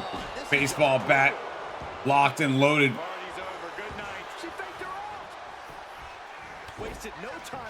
One fall to finish.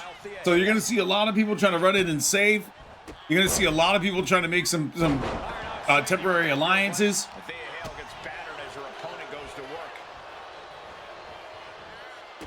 Russian leg sweep may have just missed the bat. Springboard poison rana there, delivered by Sonja Blayde to Thea Hale. Got all tied up in the cape on the way down too, but didn't mind. Choke slam into the backbreaker.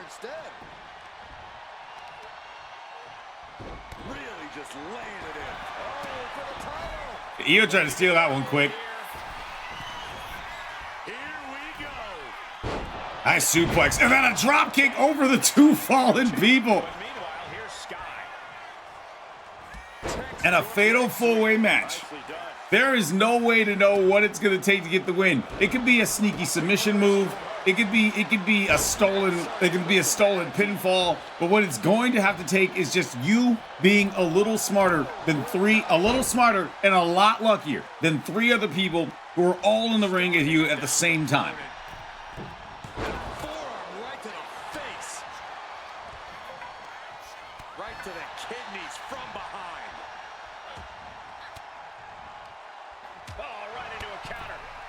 Nice clothesline there from the champion. Taking Thea Hale up and over the ropes. Then the hip toss, taking out Io Sky. But here comes Sonja Blayde. And all of a sudden, Liv Morgan clearing out house. The challenger unable to stay out of harm's way. Right to the back of the neck. Yeah, all of a sudden, Liv Morgan clearing out the house. Meanwhile, on the outside of the ring, Thea Hale gets taken down with a head scissors takedown, but here comes Io. They're going to try to break up the pinfall. It was a 2 count. Poison Rana! And this is the nature of this of this stipulation. You can think that you have it done. Hell, you can have a match that you can hit a move that would normally put the match done. Put the match away. The champion doing everything to retain here. Gets the shoulder. Liv Morgan, that's a 0 count. Series of chops there from Liv Morgan, and then the face buster. Thea Hale with a chair and a big, ironically, superwoman punch from Sonja Blayde knocks that chair out of Hale's hand. Face breaker there delivered by Liv. Maybe looking for a jumping complete shot here in the ring. Or no! Guillotine! Submission move locked in. Thea Hale able to break it up.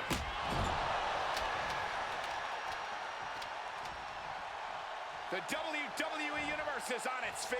And deservedly so. These superstars are holding nothing back.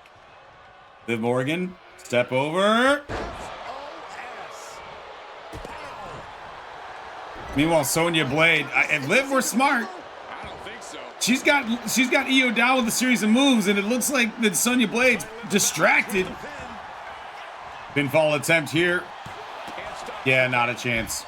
Not a chance. Big swing and a big connect with that baseball bat.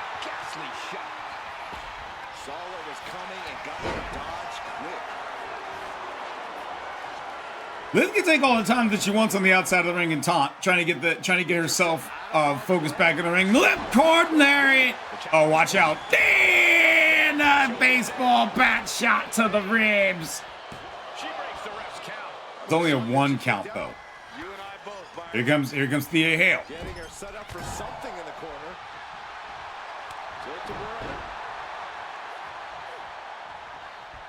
She wants it one more time. Flip neck breaker from Hale. Sit out powerbomb there from Sonja Blayde. Bodies flying all over the place. Pinfall attempts and breakups as well.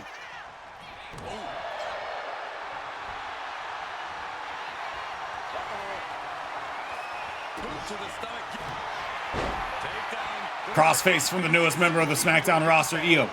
Not able to do much with it because Thea was right there with the breakup of the submission move. Don't know what Liv was trying for there. It was not anything. It was not anywhere close to that. But meanwhile, here's Sky. From behind. Back suplex. She's got something in mind here. Thea gets the better there. Sky able to... Oh, Sonja Blayde finally able to hit the tombstone lung blower. And quickly into the cover. Might be in trouble. It wasn't enough. She Kicked out. That was close. That was close. Look how frustrated her opponent is. Was not able to seal the deal with her best move. Now she's asking, what more can I do?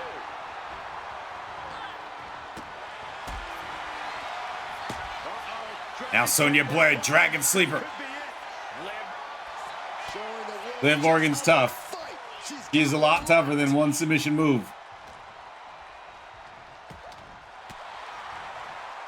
Uses an elbow to disrupt that attack. This is truly awesome. And Alabama Slammer. Delivered by Io. back elbow completely cuts them off. Showing no signs of defense here, guys. Io shooting her shot. Don't know who she's aiming at. I saw a baseball bat go flying her way, though.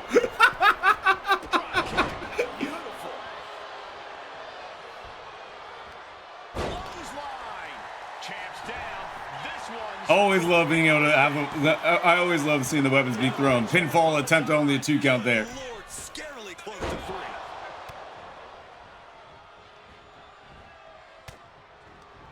What is it going to take For one of these. Oh, this could be a moment.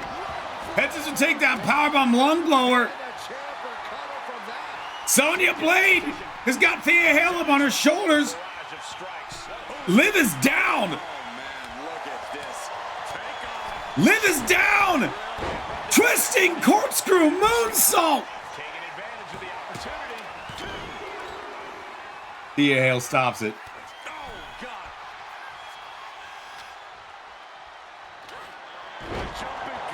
Jumping complete shot. Here's the pin. Still in this, the title hangs in the balance. That was close. I don't think Io was gonna break it up. Sonja Blayde came in out of nowhere. I thought that was it. I didn't even see Sonja Blayde sneak in. This is turning into Swanson Street. Oh, man. We have a pin for the title. Pinfall from Io. Only able to get a 1 count because Thea Hale comes in with the save. Right to the kidneys from behind. Oh, double knee face. Knees to the face. Pin. Title in the balance. Pin broken up. She jumping complete. Jumping complete shot to Liv. Champion had every move Io! down. Oh, man. I'll tell you this. Io has been rabid in this match. She has been frenetic, but she has also been pointed with her attacks, and she's had her fingerprints all over this one. In her first match on the brand, Io making a hell of an impact here in the SmackDown division. Stomping away. Liv is heading up top.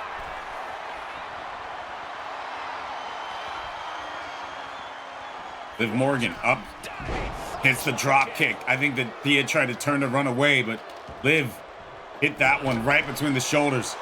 She's pumping herself up, reaching out for that burst of energy. Liv Morgan walks the tightrope, drop kicks. Everybody's down. Opportunity for Morgan. Opportunity seized. Liv Morgan. Jumping complete shot. Pin. Referee out of position. 1. Oh, because the referee was out of position. Has to find a way out of this. Shot to the throat. And what are you gonna do? What are you gonna do? You can try everything. You throw as much as you can at the wall. But when the walls close in, Io not able to get the submission win. Got out of there at the perfect time. Now it's Io with her grips on Liv Morgan. Liv Morgan fighting her way out of the hold. Irish up into the corner, but Thea Hale with a wrestling takedown. Waistlock takedown. Forearm to the kidneys. Thea Hale just trapping Io Sky in the corner. Snake eyes. And just, kendo sticks to the back of her head for good measure. But that doesn't stop Thea Hale from locking in. The Kimura! The Kimura's in! And Io was able to get out of it fairly quickly. Or maybe, I don't think Io got out of it. I think that Thea Hale saw that the commotion happening around her and she let it go. I think Thea could have held on to that for a few seconds longer. Nice move there from Sonja Blayde. Io snaps to it.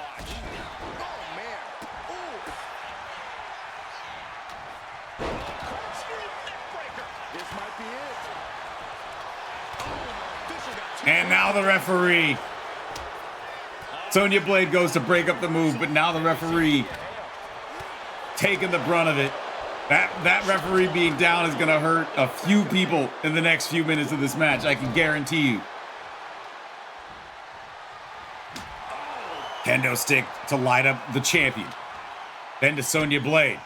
Sonja Blayde trying to go for a. She looked as though she was looking for a twist of fate. Punch to the stomach. But Io with the flurry of counters, knee to the face. But here comes Thea. There goes the chair. Thea. Nice throw. Nice throw. Referee starts to wake up. Kimura lock is in. Will Liv Morgan tap? Everybody came in to break that up. Everybody came in to break that up. Roll up pinfall. Ref. Slow count because the referee was still dazed. The slow count because the referee was still dazed. And I told you that referee taking a bump was going to hurt somebody. Guillotine! Io realized it, turned right around. Everybody's down except for the champion. So much disdain with each of you. Got the cover. Looking to hang on to the title. Liv Morgan gets it done. And I said it was a chance to take advantage of the situation, and that's what happened. Liv Morgan took advantage of the fact that everybody else was down. She walked in, 3 people, her title, 1 fall. She walks in and walks out like she never had the match. Still champion, bragging rights, and it's gonna let everybody know. You can send 1 person, you can send 3 people, you can send 100 people, and its result is still gonna be the same. Liv Morgan walks in, Liv Morgan walks out as your Women's Intercontinental Champion.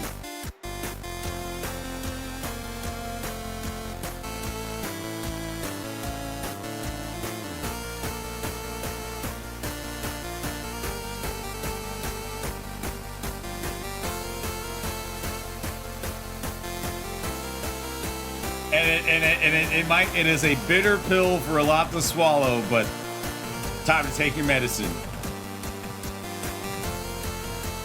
Here is your winner and still Intercontinental Champion, Liv Morgan.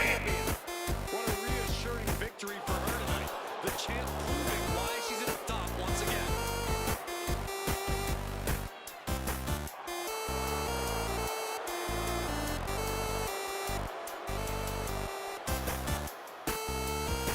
And you know what she's gonna say?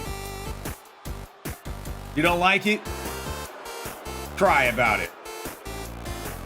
There's your women's IC champion as we continue on with Halloween Havoc. Is a first-time match for our universe here in the Ultraverse. This kind of match has not happened. You're bearing witness to a brand new match here at Halloween Havoc. And that brand new match is one that comes with a lot of history. Because in this match, with all of the history between the 2 competitors, you can say that it's like oil and water.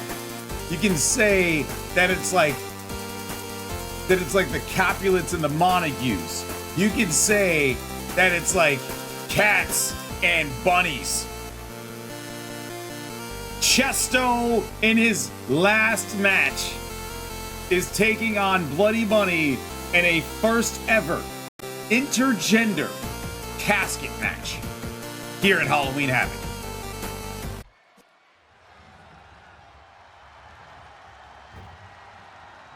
The following match is a casket match. The only way to gain victory. There are no pinfalls, no submissions, disqualifications, or countout. The only way to win is for a superstar to force their opponent inside the casket and close the lid shut. After closing the lid shut, the remaining superstar will be declared the winner. And here we go. Intergender casket match. Bloody Bunny, Chesto Cheeto. I have no idea how this is going to go. I have no idea what these two are capable of. I just know that it has been years that these two have wanted to fight each other. Chesto and Bloody Bunny. It has been ever since Bloody Bunny has made her debut. She's been obsessed with just destroying the very notion of the thought that is Chesto Cheeto. Wow! Bottom rope moonsault on the mark.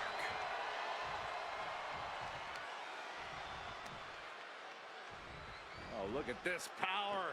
Look at the strength from Bloody Bunny. Inverted DDT. Followed up by a chokeslam. Well, Bloody Bunny already making moves towards the casket. Bloody Bunny's saying this one's a wash.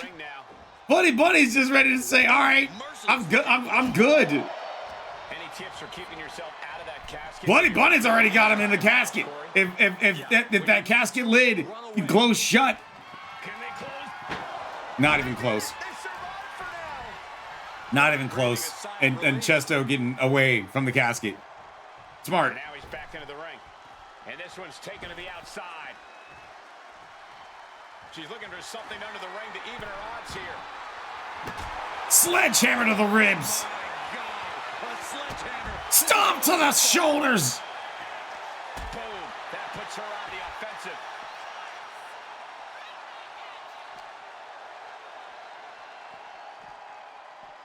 And with this being a casket match, there is no strategy. Here's the strategy. Beat your opponent up until they can't fight back, and then throw them in the casket and then leave them for dead. That's what it is. There's no pinfalls. There's no submissions. Weapons encouraged. Every form of nefarious offense on the table.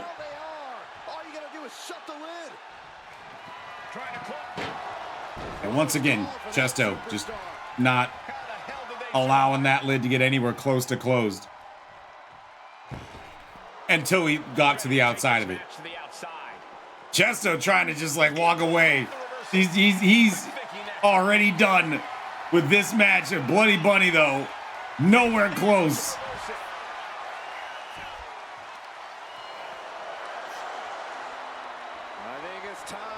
And a big swing there from Chesto. You are not going to know your left from your right after something like that. And then another big swing from Chesto. That time almost sending her to the stairs.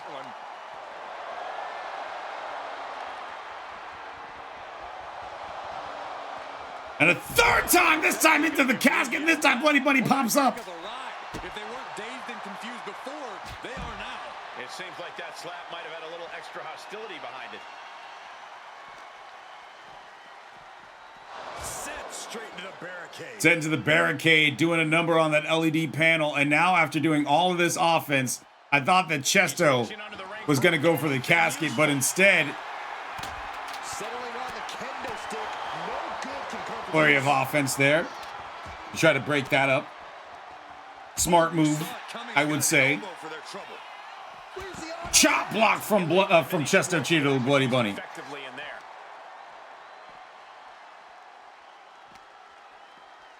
And gets tossed back into the mat. Uh-oh, in position, waiting for an opening. Oh, Pele from Chesto. Kick, mesmerizing. He's just having his way now. No regrets. And now Chesto. Seems like he's only taking Nope. shots right now. No, yeah, Chesto. I thought that he did hop over the casket. Maybe lost his footing for a bit on the apron. Stop. Delivered.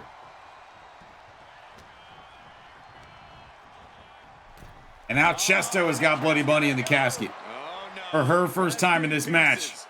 And Bloody Bunny sits right up before popping that casket lid up and getting out of it. They can't be human. That's ridiculous. And he's leaving the ring for the moment. Chesto in pursuit. Nelson. Full Nelson suplex. She's failing to put up any resistance here. She has her guard up, but she might need a better plan soon. Irish whip into the stairs. Nice turn of fate there from Bloody Bunny in this first ever intergender casket match. Chesto has made it known that this is his final match of his career in the Ultraverse. Sometimes in the middle of a hard-fought match, you need a snack.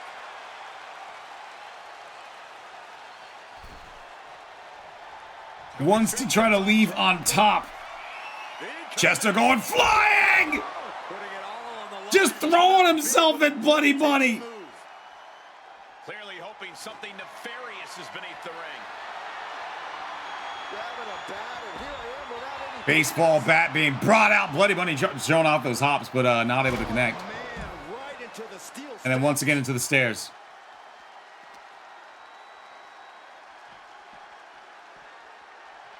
And now gets tossed into the ring. Chesto just stomping away. He's almost looking unstoppable at the moment. Irish whip reversed by Bloody Bunny. Nice chop there, lighting up the chest. Followed up by a clothesline. Timed his defense perfectly. Chesto, full Nelson. Oh, Up and down. oh, Lotus lock. A little bit of a throwback from Chesto. One of the ways that he won one of his first championships in the Ultraverse, that Lotus lock. Averting danger with an elbow to the stomach. And she's reeling now. I know she's tough, but Chesto trying to bring out the greatest hits in this his last match in the Ultraverse. Super kick. Might have just created a big opening. Now get over to the casket. Both people are down. However, there's no referee's count. On jelly legs. About There's no referee. head first It's not into that they don't exist. Not in this match. The only way to win is throw your person in there it's about and then to slam the get lid. dark in there. Not ready to put the lid on this one yet. Apparently closing that casket is easier said than done. It's going to be a fight. It's going to be long. It's going to be miserable for both sides. Somebody's going to have to do something to just completely incapacitate the other to make sure that they get the win in this one. He's got one thing on his mind with that chair, and it has nothing to do with lounging. Eat defeat. She's getting something from under the ring.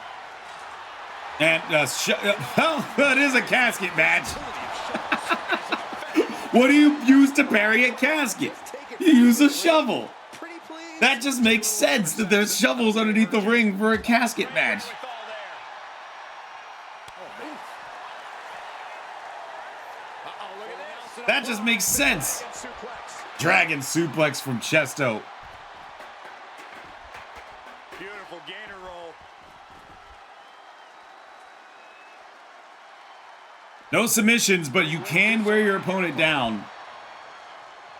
And I got a feeling that that's what Chesto was possibly going for there, is to try to wear Bloody Bunny down so that when he does throw her into the casket, that she's not able to escape this time. What's he thinking? Stalking here could be a Chesto up top, something big. looking to fly. Chesto Cheeto, once again, just diving to here I am. Throwing all of them at Bloody Bunny, and Bloody Bunny with a reversal, sending Chesto into the coffin. Casket. This is over. This Casket coffin. What's the difference between a casket and a coffin? I can't believe they actually. Are they the same thing and it's just interchangeable? What's the difference? Is there a difference between casket and coffin? beneath the ring.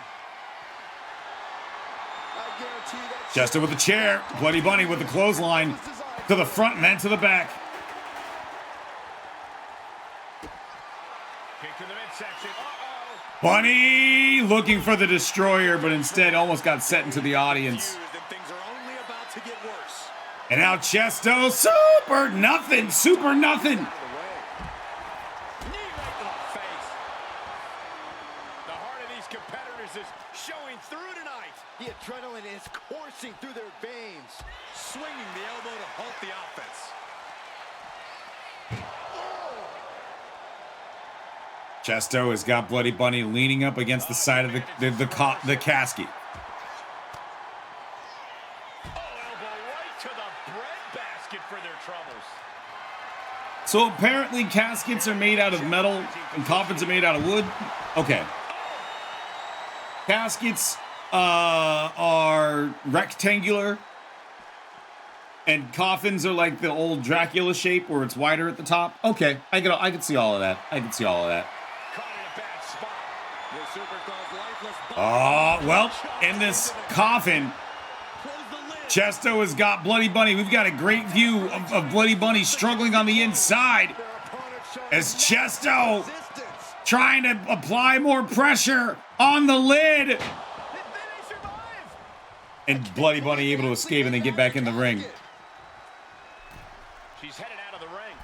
Looking for a little more breathing room. He's heading back to the ring. As this match has... Destroyer! Bloody Bunny's been trying to set that up for the last few minutes or so. And now, will the Destroyer be the destroyer of Chesto Cheeto, sending him careening into the casket? Bloody Bunny from an elevated position, trying to apply as much downward pressure as she can, but Chesto able to push out of it. Apparently closing that casket is easier said than done.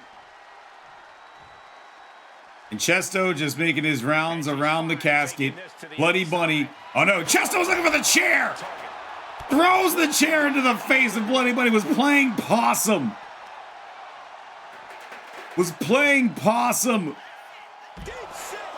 Deep six. And this cat's got claws. Fireman's carry into a sidewalk slam. The window for opportunity is wide open. Can't waste any time now. Chesto, after the flurry of huge moves, has got Bloody Bunny up and in the casket. And that lid is not closed.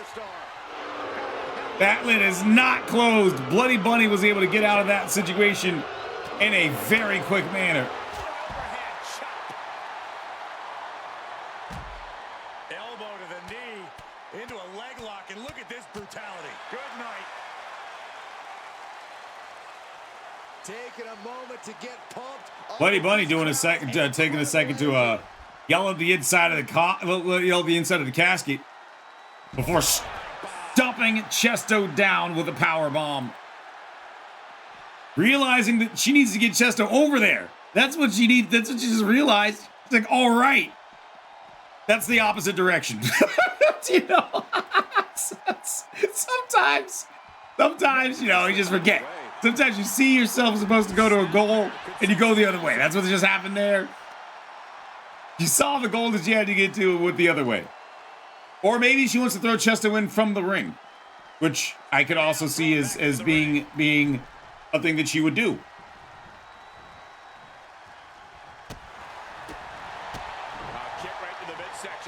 Series of kicks. Bloody Bunny. Power bomb, not on the strength. Samoan drop.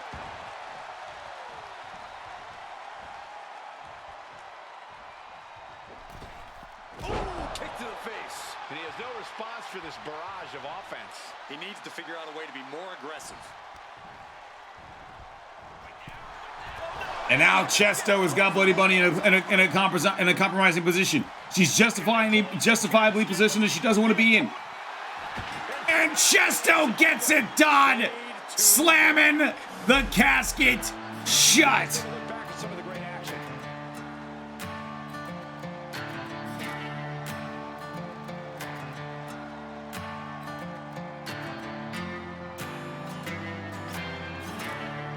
Well, there it is. There you have it.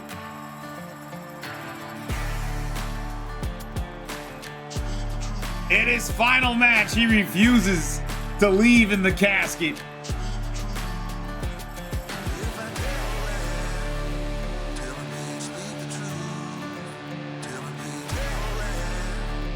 Kicks some kitty litter over the casket on his way out.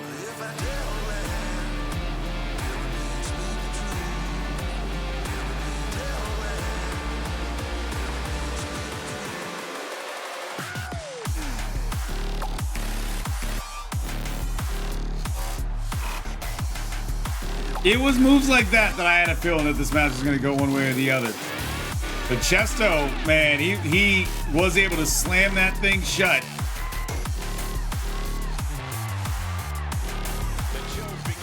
Here is your winner, Chesto.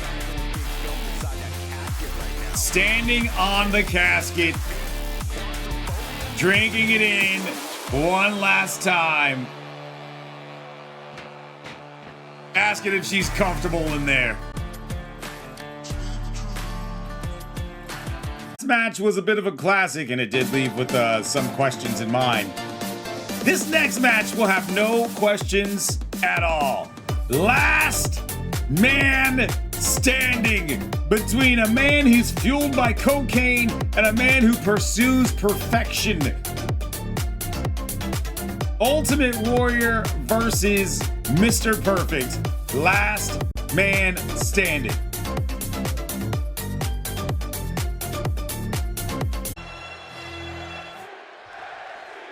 All right, here we go. Last man standing match. Mr. Perfect versus Ultimate Warrior. This is gonna take forever. This last man standing matches are not for the faint of heart. They are not for the faint of heart. They are endurance contests. They are not for the weak. I can say that. Showing out their deadlifting prowess and just tossing them aside. Was definitely not thinking about finesse with that one. Was only And it is gonna take a lot to put either of these dudes down. Just going all out with every blow. And he retaliates. Boom. Both legs trapped. Don't do this. Leg drop. That was They drop right between the legs. It's last man standing. There's no disqualifications. There's no just pure brutality. pinfalls, obviously, no submissions, no rope breaks. Everything is legal. He catches Mr. Perfect with a counter. Oh, he scouted that one. Nice reversal to the big back body drop there for Mr. Perfect. Breaker. The rules of a last man standing match seem simple, but what's an element of this match some might overlook? Location. You can. And Mr. Perfect doing a good job of getting some great offense in early. Well, he was trying to will Ultimate Warrior to his feet. Ultimate Warrior got to the outside. Mr. Perfect, you might want to turn around. Oh, he did just in time. Chair flying out of the ring. Almost perfectly flying out of the ring. Some could say. At a steam. Nice boot to the face there delivered by Mr. Perfect. Referee initiates the first count of the match. Rolls on. Great, one count. Well done, one. What a display of strength here. A backbreaker now. This has been a war that has been brewing between these two on SmackDown for the last few weeks. We've seen Mr. Perfect running in and distracting Ultimate Warrior during his matches. We've seen Ultimate Warrior ambushing Mr. Perfect in the parking lot. All comes to a head here with these two meeting each other where there's no rules. The only rule is beat the hell out of your opponent. Make it so they can't stand up. Explore things ringside now. Heading back into the ring now. And Mr. Perfect with the chair trapped in the corner. Or with Ultimate Warrior trapped in the corner using those chairs. Oh, nice backbreaker there from the Ultimate Warrior. And Perfect reverses. To the gut. Mr. Perfect in trouble or not. Nice big back body drop. Perfect reversal there. Getting back to a standing position. Gonna try to continue here. And Warrior moves. That wasn't much of a count. That wasn't much of a count. Nice suplex.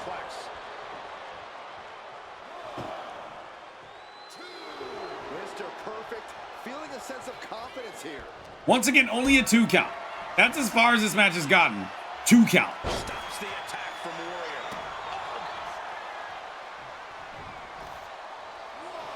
He's getting pumped up. He's really in this now.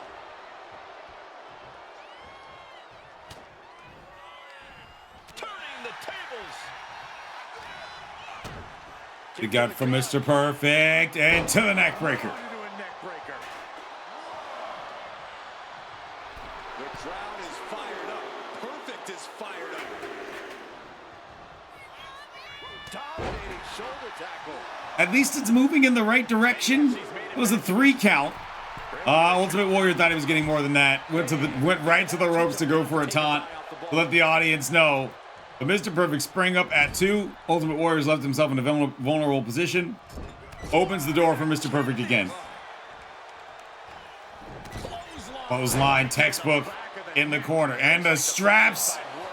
Nope, just the one strap. Just the one strap. No 2 straps. Just the one single man boob out. Couldn't free both beasts. Had to just let one out. Has been stopped, and now it's time to walk it dry. Snap power slam. That's power slam there from Ultimate Warrior. Takes a few steps away, steps by that steel chair. The count ends there. Referee's count is moving. Holy. Referee is not. The referee. It's directed into the corner. He's looking to take things to the outside now.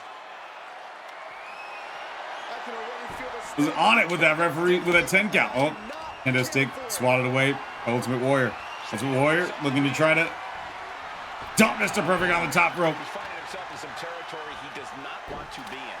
And taking this kind of damage is unsustainable. Getting up from the count of 10 is going to be impossible. at this rate. Oh, big slam!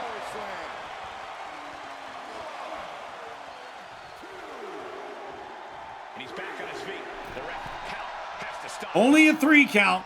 And once again, Ultimate Warrior caught in a position. Oh! Sleeper hold! Broken up. Broken up.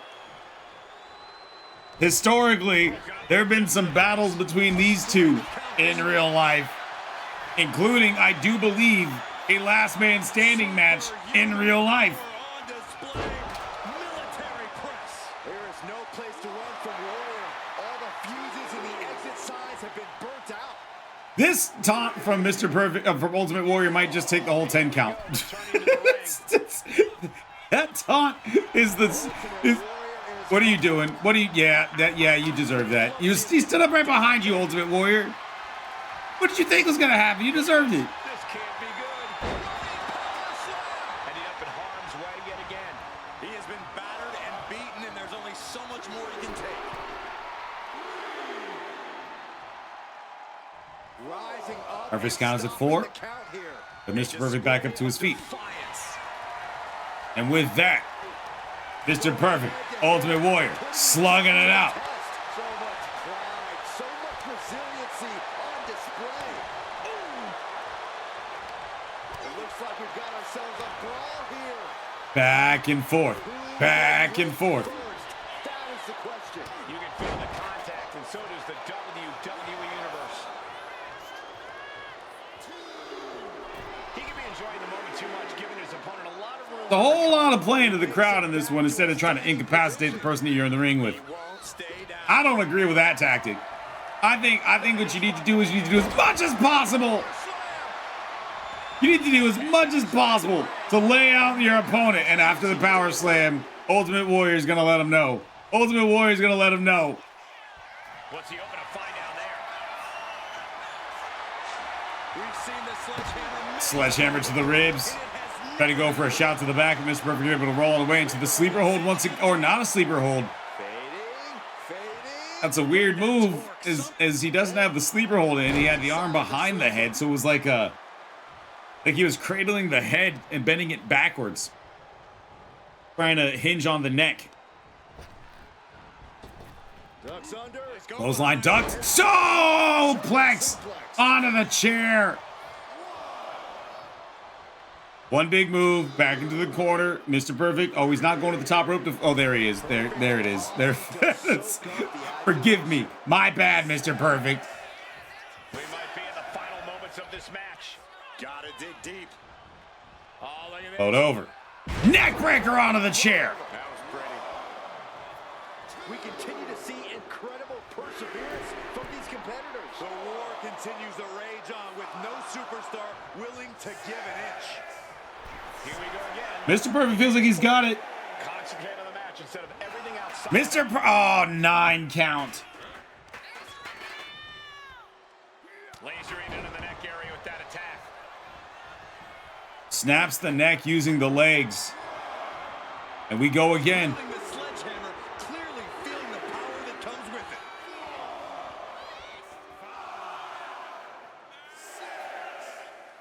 Officials count at 7.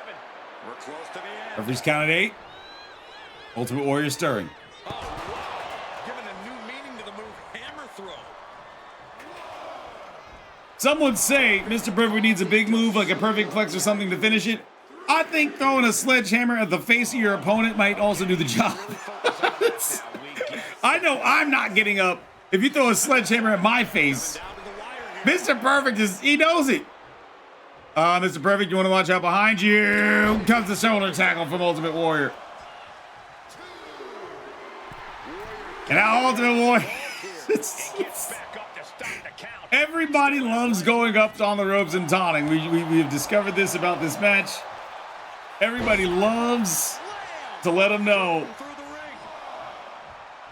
He makes it back to a standing position. He won't stay down.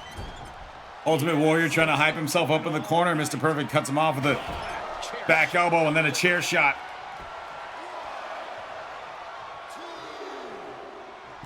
The crowd is fired up. Perfect is fired up.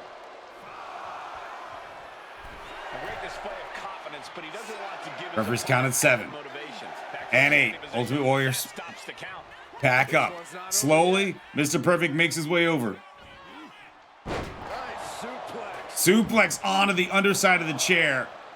Perfect pausing to And once again, just let him know. Yeah, once again, let him. Yeah, you let him know. You let him know, Mr. Perfect. and getting back to his feet ends the count. This last man standing match rolls on. You know what you should do after that knee drop? You should taunt. Probably on the ropes. And perfect. Oh no, in the middle of the ring. That's great. Yeah, that's a fantastic thing to do. Go to the ropes and do it. Yeah. Hell yeah. You let him know, Mr. Perfect. It isn't over yet. Answering the count, the match goes on.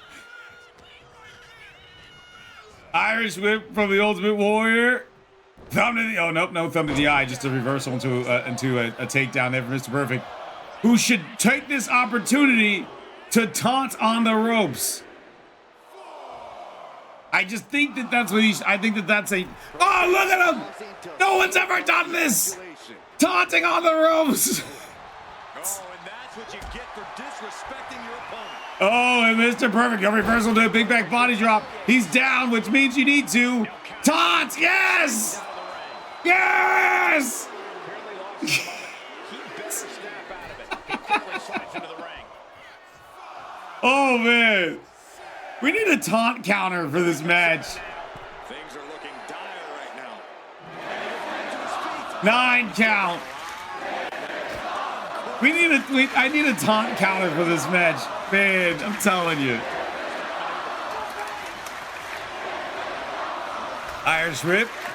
Up edge. The strength of the Ultimate Warrior, and now the Ultimate Warrior should taunt. Yes! Yes! No! No! Yeah! Ah! Sharp jab. Oh my God, this is ridiculous. Series of strong shots of Ultimate Warrior, and then a strong, Somehow in this fight. not taunt because Mr. Perfect got up before the referee started counting. Oh, no, big reversal there from Mr. Perfect. Mr. Perfect with a sleeper hold. Cinched in deep. Sleeper hold is in. Fading. A submit Tap all you want, but in this case, a Oh, surrender does not grant you a reprieve. Ultimate Warrior's out. Mr. Perfect should taunt. The crowd to watch him.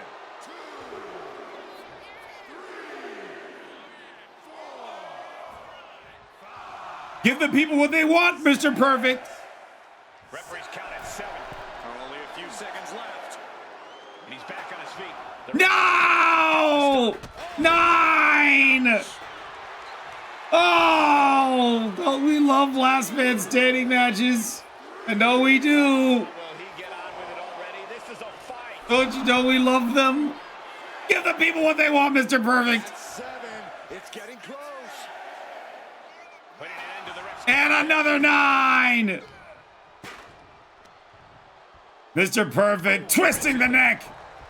You should taunt after that. to the floor, and he's got no worries about the count. Running around before he needed to find his favorite corner to, yeah! Perfect is fired up. Another taunt. Is this it? Wow, Ultimate Warrior still down. Referee's count is at 8. Referee's count is at 9, and Ultimate Warrior starting to stir at 9. Oof, kick right to the gut. Ooh, he fends that off. Under the eye to the deliver of Mr. Perfect. Back elbow from Ultimate Warrior goes for a clothesline, duck into a German suplex. And we all know that after you deliver a German suplex, you have to taunt. Pausing to soak up the adulation. Oh, he did it! He's taunting! So, Side of it. 8, 9, and why did the referee pause then? Life left. He paused for what could have been 2 of his counts. It's like he forgot how to count to 10. Taken down with a body slam. And that ends the count. Able to answer before 10. And then in the meanwhile, Mr. Perfect gets up at 1. After all that, Mr. Perfect gets up at 1. He's quick to get out of the way there. All these counters, it's like they're in each other's minds. Okay, here we go. Now Ultimate Warrior should taunt. I think that's what's in the script is for Ultimate Warrior to taunt. Raw drop kick. You can feel it. The place is rocking. The WWE And Mr. Perfect taking a seat. their feelings known.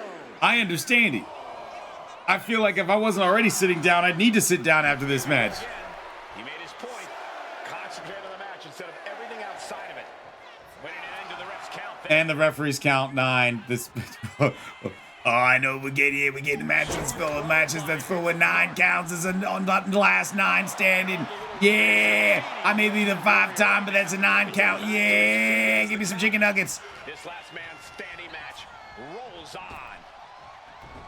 Hops over, ducks under. Big slam there from Ultimate Warrior. And of course, unexpectedly, Ultimate Warrior goes to the ropes and taunts. Whoa, serves him up there. Maybe that'll... Mr. Perfect, he's looking... Mr. Perfect looking for the perfect plex. Oh, countered by Ultimate Warrior. If Ultimate Warrior would have gotten would have not blocked that, if Mr. Perfect would have hit the perfect plex, this match may have been over. Okay, you should really focus on the match now. We get the point.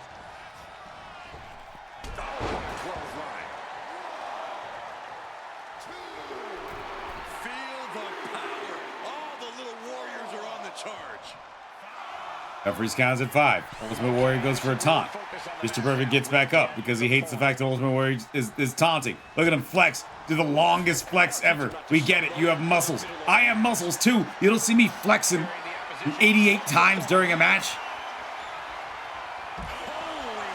Dumps Mr. Perfect to the outside, and the distance of that fall may have knocked the wind out of Mr. Perfect's lungs. You should really focus on the match now. We get the point. Getting up and stopping the count. This man found the hard cam and did the longest flex ever. And this one could be moving to ringside. This man found the hard cam. It was like, ooh yeah, yeah, ooh yeah. Power bomb from Ultimate Warrior. Oh, that'll do it. That should do it. Another taunt for good measure. A lot of energy in the room. Will he get on with it already? This is a fight. Oh, Mr. Perfect up at 7. Face buster. And another taunt. And another taunt. letting everybody know. Big style. The ref nearing the end of the count. Only a few more seconds before this is over.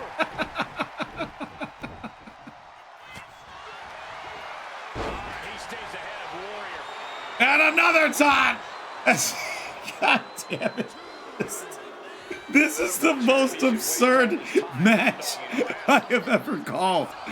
In the many thousands of matches that I have called here for the Ultraverse, this might be the most absurd match. It isn't Mr. Perfect winning. No, it doesn't. Ultimate Warrior got up. I thought that was it. That's not count. I thought Mr. Perfect was done. But no, now Ultimate Warrior gets the top. Oh my God. Referees counted. 7, 8. Oh, that's another top, but Mr. Perfect is back up. Oh, suplex. Wow, what a vertical suplex.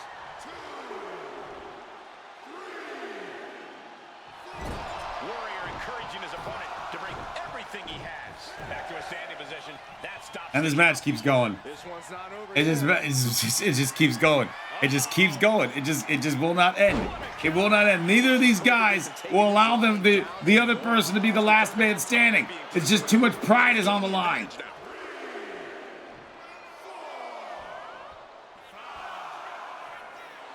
Mr. Perfect sending it clear. Another top for Mr. Perfect. And another top. Really focus on the match now. That's not 10, Mr. Perfect. 9.5. Not 10. Oh, that can flatten you. Ultimate Warrior in complete control. Mr. Perfect is getting the window shut at every opportunity. The Warriors firing up the crowd here. Oh my. Yeah, not anywhere close. Ultimate Warrior. Maybe that'll teach him not to take his eye off the Mr. Perfect. He's looking for it, Corey. This isn't Finally! Perfect Plex! 1, 2, 3, 4, Here we go again. 4, 5, 6, 7, 8, 53 tons, 9, 10. Mercifully, Mr. Perfect hits every single top that's ever existed. Oh my God.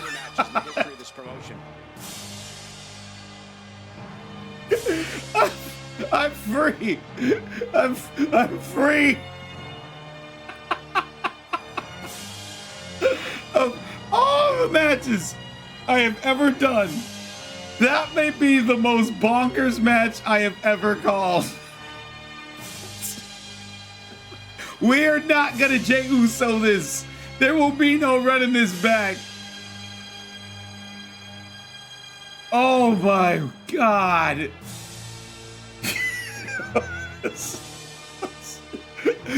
was like 185 taunts. Oh my God. Oh man.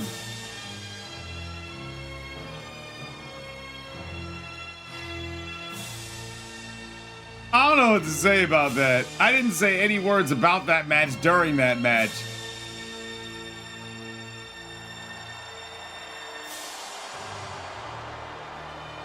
Here is your winner, Mr. Perfect. Jesus Christ, man. Usually I can just keep a straight face about things, but one move 8 taunts, one move 6 taunts, one move 5 taunts, one move 28.5 taunts. God damn. Our next match, we're gonna move on to the next match of Halloween Havoc. Whoa, man. Holy. I'm sorry, guys. I usually am able to keep things neutral as a commentator, but that broke me. That was the most 2K a match could have been in the history of 2K. I am honestly surprised during that match I didn't just see a chat full of these. I'm surprised I didn't just see this. Surprised I didn't just see this just during chat.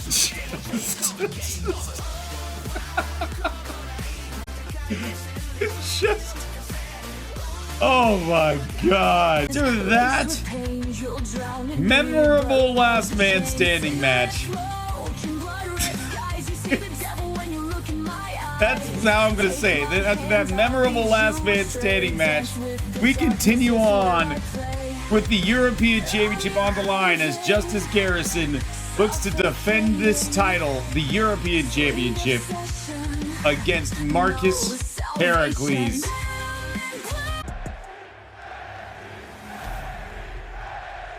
The following match is scheduled for one fall, and it is for the European Championship. And the only way to score that fall is via knockout.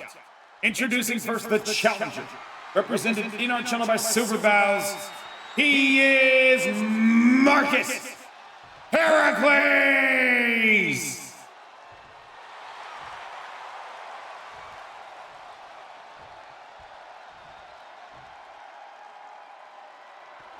And his opponent. He is the reigning and defending European champion, represented in our channel by the Suave One from the mean streets of Philly, the CEO of Empire Inc. He is Justice Garrison!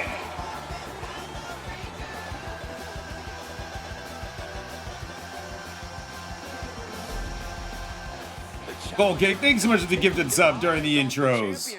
Silverboast just subscribed. Volkeg gifted a tier 1 sub to Silverboast. They are given 381 gift subs in the channel.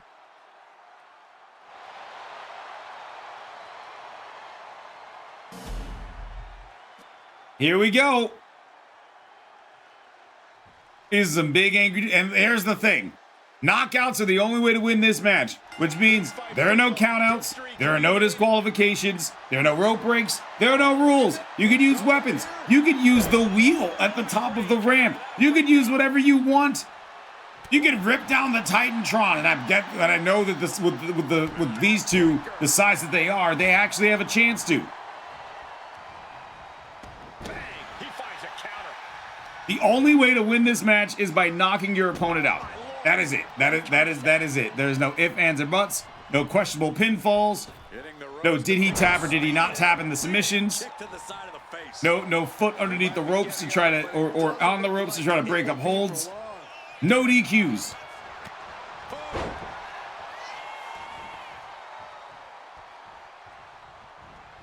Sliding basement forearm.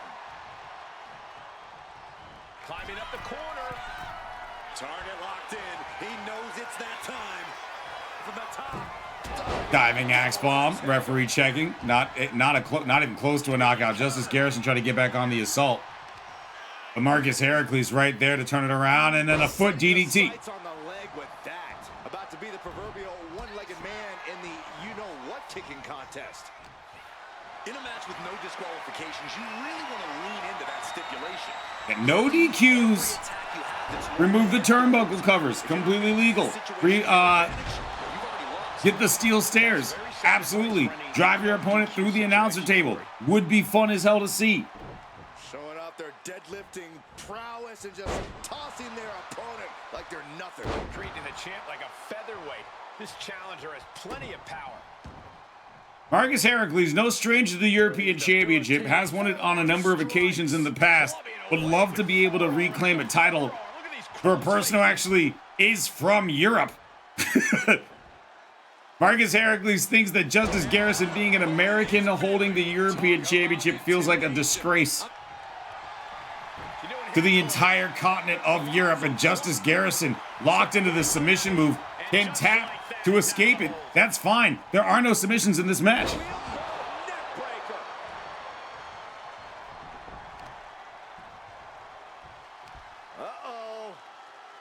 But it could be literally any move that could knock your opponent out. It could be anything that you do, knock your opponent out. This match could have its finish happen in the next move. It could go on for another 30 minutes. Who knows? Fairly run down at this stage. We're reaching that point where one more big maneuver could change the whole match.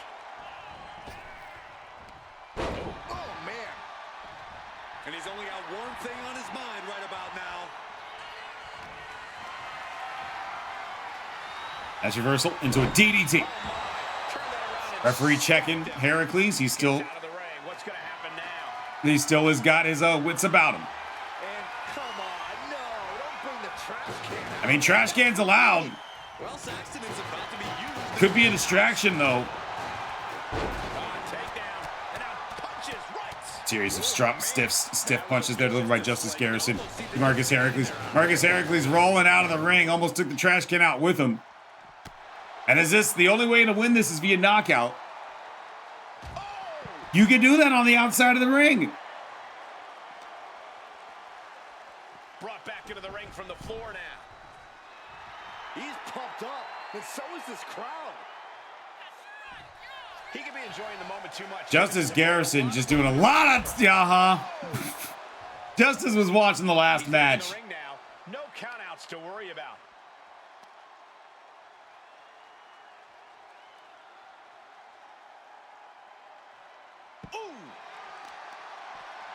The arm getting pummeled. Justice did a lot of watching the last match and saw the taunting that they were doing. Thought that, hey, I can get me some of that. German suplex. He's looking for an implement of destruction under the ring. He's looking to absolutely destroy Justice with a chair. Look at him now. Not a knockout shot. It looks as though Markus Heracles is still breathing. But Justice has got him in the corner. Bent that chair over the ribs of Heracles. Much left in him. It's like we're looking at The Walking Dead here. Justice Garrison, your European champion, walks the tightrope on the barricade before bringing an axe hammer down, and the referee still ruling that this match continues on.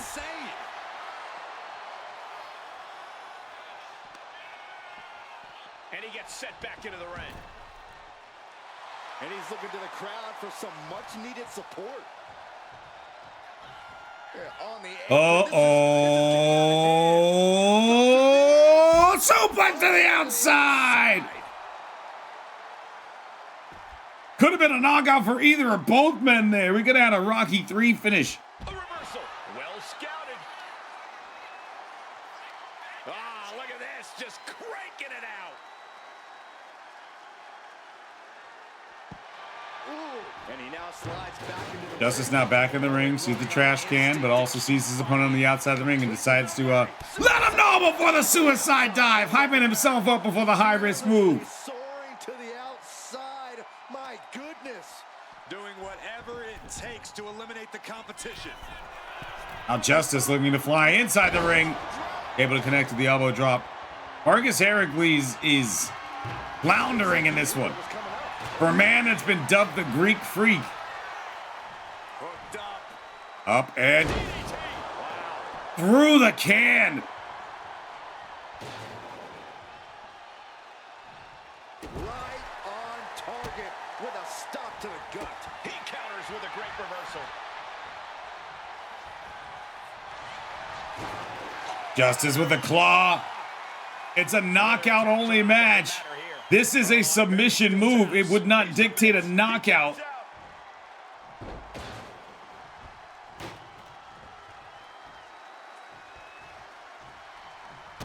Spinning heel kick. Running. Well, this is a unique way to help your opponent to their feet. Oh, tried to go for the bell crack. Markus Heracles not having any of it.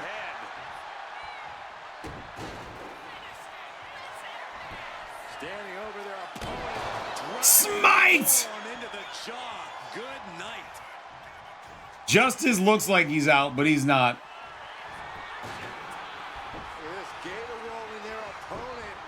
Gator rolling over. Flipping over. Out muscling. Out leveraging. Then the suplex. Bad way. Taking on so much offense. You got to worry about the lingering effects. These superstars have endured. Oh, missed! If Heracles would have hit with that big bull hammer, I'm telling you, we would have had a new European champion. He's in a bad spot on that turnbuckle. Ooh. Oh, this is not going to be nice. This is going to be a nasty. Ooh, what a move. Jawbreaker. Now, Elevated rope-assisted jawbreaker. Cutting. Now Justice. This is right out of the streets of Philly. A traffic cone. Across the ribs. He wants his crowd on their feet. He wants them to make some noise. This is certainly an effective use of a foreign object. Good. Bell crack. That is how a true champion. Apparently not enough to knock out Markus Heracles. Stiff punch. blow after blow. He's on continuous assault. Nothing holding him back. He's lift off. Justice Garrison with that Liberty Bell crack all the way from the top. A straight fist to the jaw, knocking out his opponent.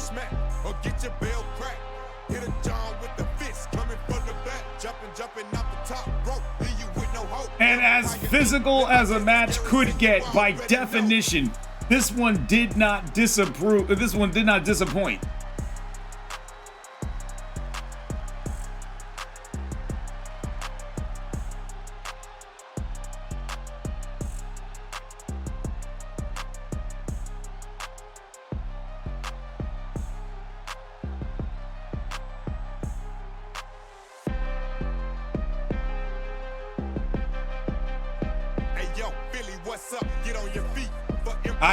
I thought that Markus Heracles had this, especially after he connected by hitting Smite. He had Justice Garrison on both legs, but there must have been some point where Justice was just hit hard enough to just wake him up, because the bell crack, and then immediately after that, bam!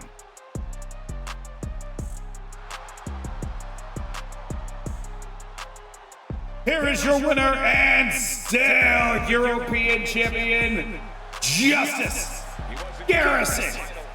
No way. What a title defense for him tonight. He came in with that unshakable champion mentality.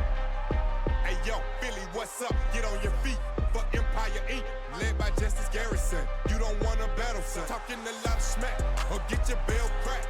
And Justice not looking to let go of that title anytime in the near future.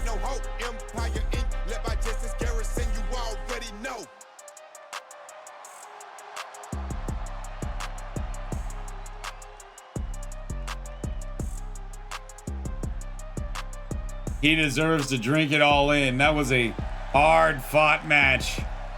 And this man didn't even take off his rollie during the match. That says some confidence here at Halloween Havoc. There's been a lot that has led to this match.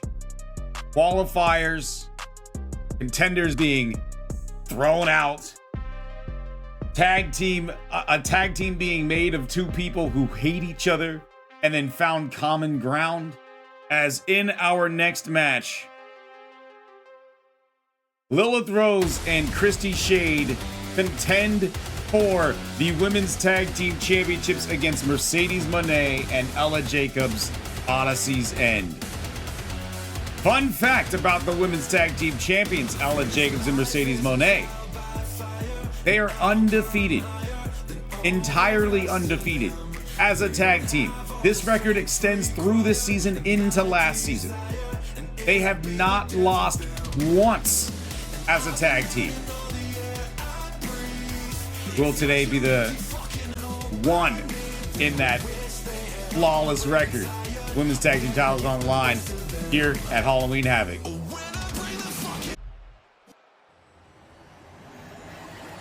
The following match, scheduled for one fall, is for the Women's Tag Team Championships.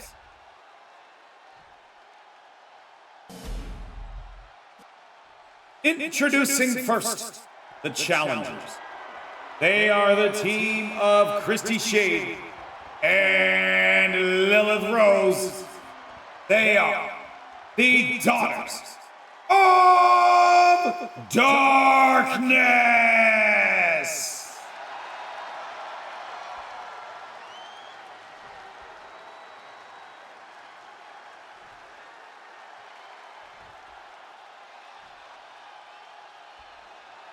Their opponents, they are your reigning and defending Women's Tag Team Champions, the CEO Mercedes Mone, the Blackbird Ella Jacobs, Odysseys, and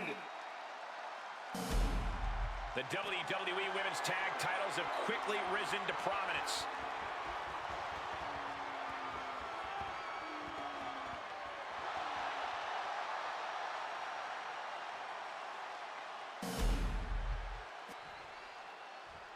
A tall feat for the challengers. As we've spoken about in the lead-up for this match, Ella Jacobs, who was in the ring in the all-black pants, and her tag team partner Mercedes Mone, dating back all the way through last season, have not lost a tag team contest.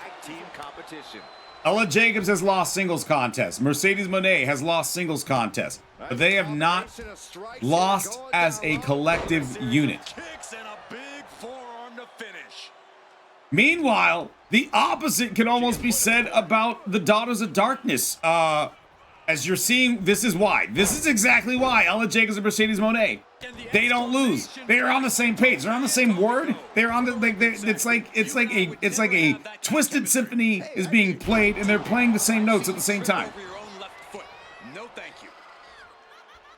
Conducting an orchestra of pain for any tag team that steps across the ring from them.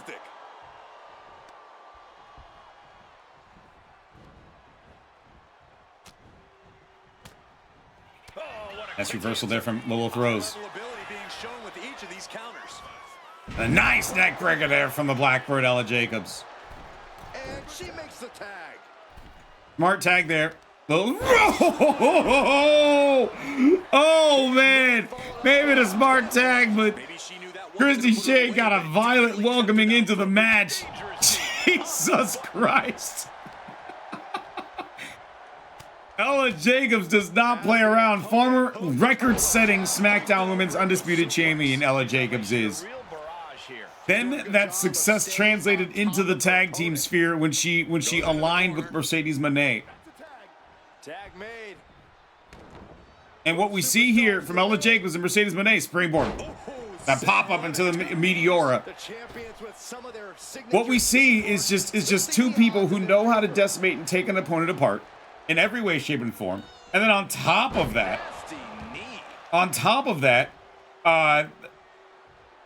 they're both violent and efficient as a tag team. I have frequently said I don't know what the game plan is for defeating Ella Jacobs and Mercedes Mone. But here's the thing. In any given match, at any given time, all it takes is 3 seconds.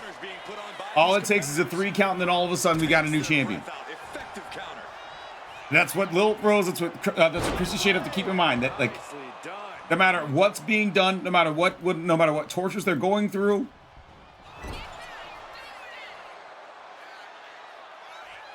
all it takes is 3 seconds. Brought down with the sling blade. Tagged into the action. And a Big boot to the head. Man, the challenger taking some minor damage.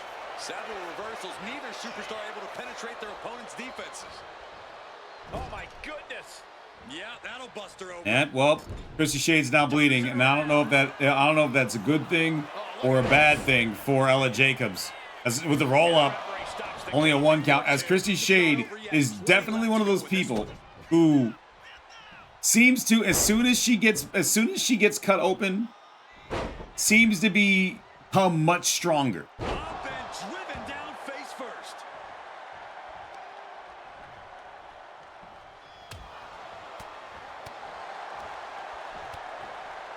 Series of strikes from Christie Shade, followed by a kick to the back of the head.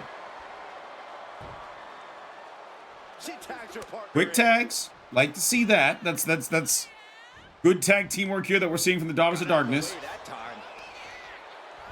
High angle exploder. Dumped her on the top of her head on that one. Oh my gosh. Pop uppercut. It was very European.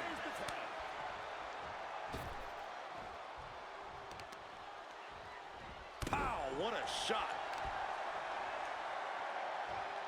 And the thing that we are seeing from both teams right now, we're seeing lots of tags to keep each other fresh, to give both members of both teams a chance to get some in-ring experience in this match, to try to build up momentum for both sides of the team.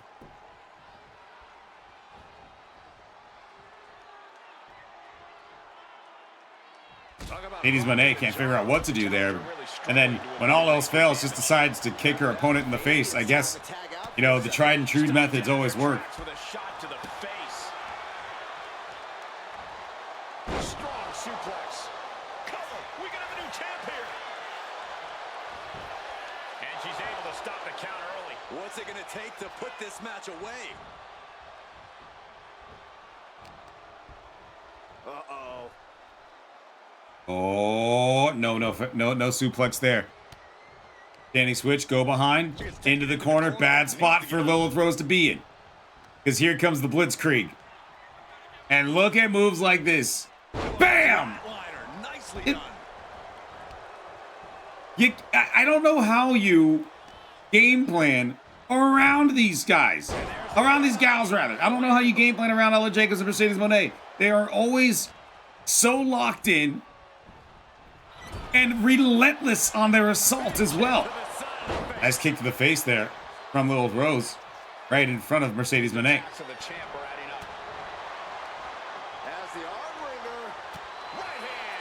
Tried to hit the arm breaker, but instead ate an elbow.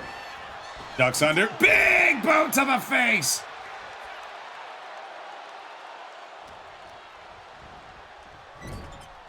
And now, kind of playing this match how we're used to seeing Odyssey's End play, with isolation and double team moves. Amazing work there that we're seeing from, and Mercedes Mone not even allowing that to get to a 1 count. Said, don't even sweat it, partner, I got you. Don't even sweat it.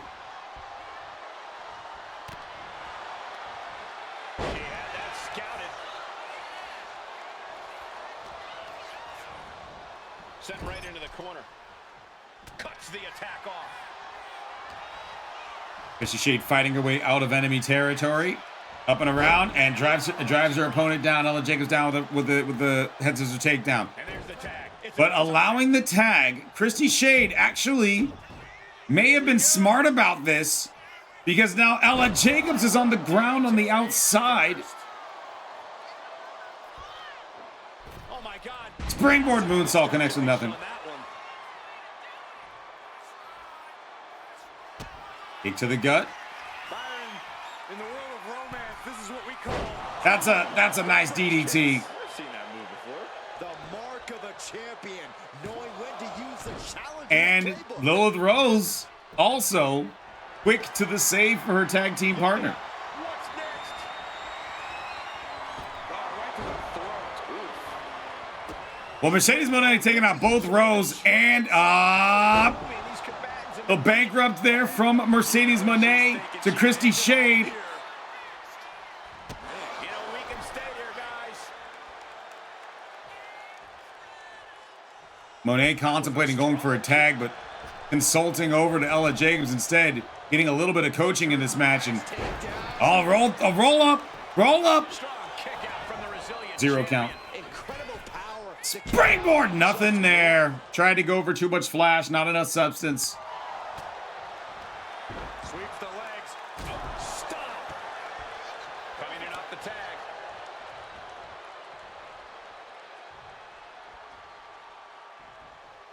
She countered that into her own offense.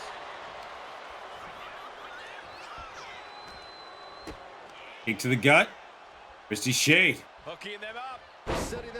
Nice neck breaker. Champ is starting to suffer. This has been an arduous tag match. Ella Jacobs down on the ground right now. This is a position that we're not used to seeing the Blackbird in a state where she looks like she's needing to tag out. Headbutt not done there. Suplex.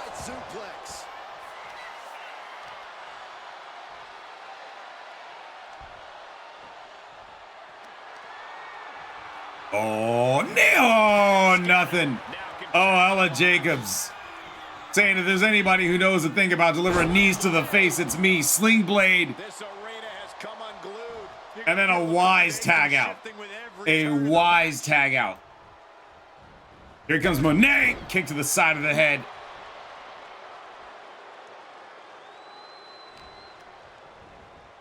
Placing her in the corner.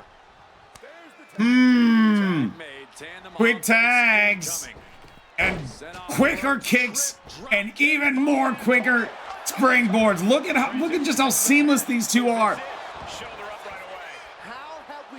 Okay. Okay. You know, I see you, Lilith Rose. We know that you are the demon. But you are in demon time right now. Kicking out of that at 0. And Lilith Rose turning on another gear there, rolling up, trying to put Jacobs away. No. I didn't think we'd see a kick out there. Hooked up and backdrop suplex. There's the tag. Christie Shade, who's been on the apron for a while now, been resting, getting back to it. Ella Jacobs, who's been in the action for a lot of this match. You can see, I don't know if those are tattoos, war paint, or if you can see bruises on her. Either way, not showing that she's not able to get up as quickly as she normally does. You can see the wounds of war wearing on Jacobs in this match. She needs to tag out. Counter, tried to go for something there, but got tripped up. Stomp to the ribs, and this could be it. After the stomp to the ribs, could have knocked the air out of the lungs, only a 2 count. The fact that these superstars can still be moving at this point is beyond the realm of reality. And it really feels as though the Daughters of Darkness, Christie Shade, Lilith Rose, have read the playbook. They've read the playbook that the Women's Tag Team Champions Odyssey's End have executed forever. Isolation, quick tags, big moves. Ella Jacobs with a huge counter there, though. And a very needed tag. Uh-oh. We know what this is. Something big is on its way.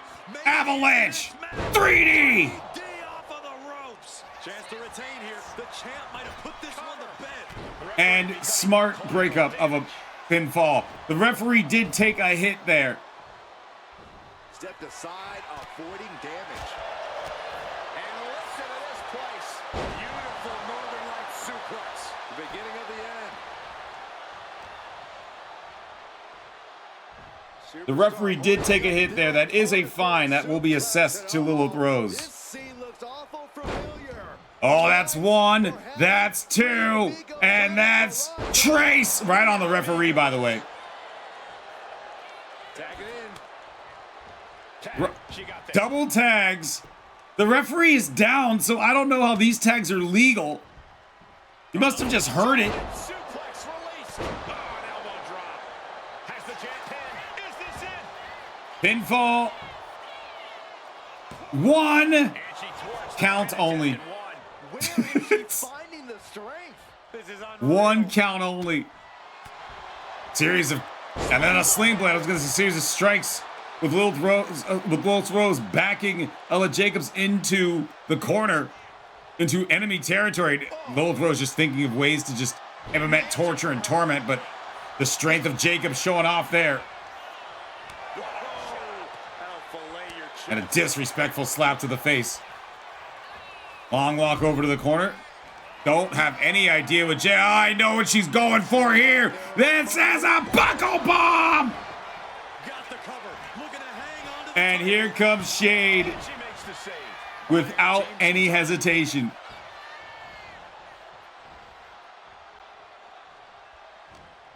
These superstars have toiled away endlessly, and this crowd is on their Ella Jacobs with Lilith Rose in the corner.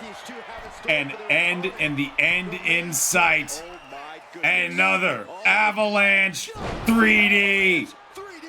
And with that, the undefeated streak oh, no, it doesn't. No, it does not continue.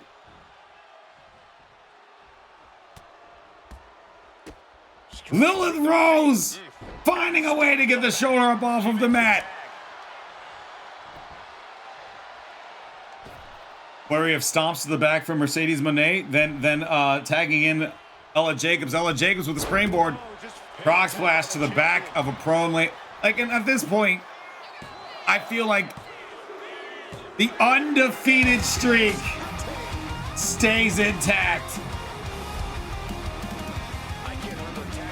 How do you beat them? How?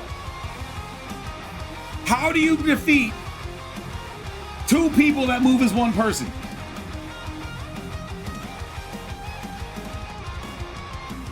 They are so locked in. It is like you were trying to take on the Megazord.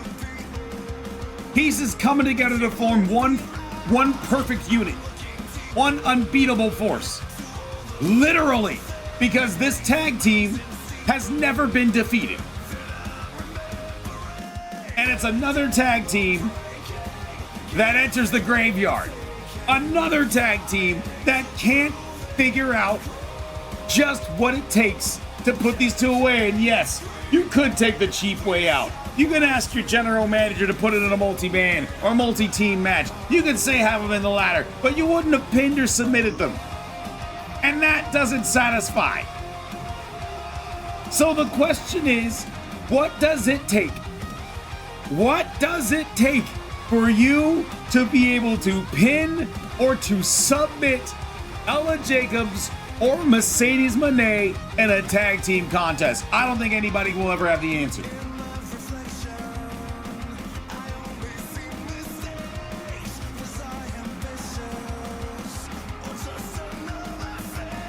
Here are your winners and still women's tag team champions.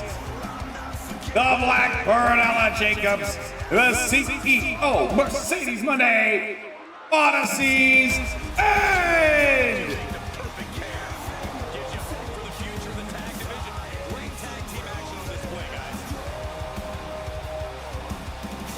Trying to beat them. They're begging somebody to step up. They are begging for it. That's crazy. It is literally crazy. I can't.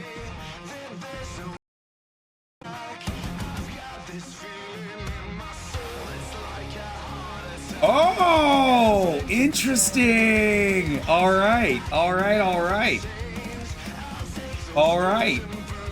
In our main event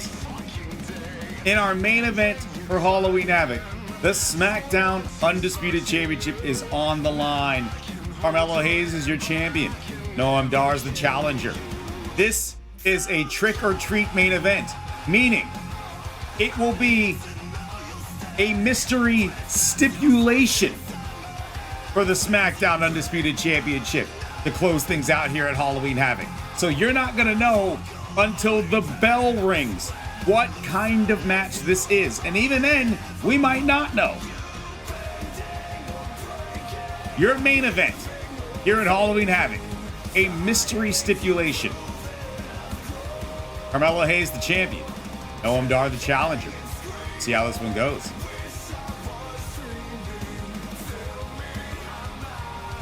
Good way to finish a Halloween-themed stream review, by the way, Derry, by putting in a trick-or-treat challenge at the end of it. I like that. I like that a lot.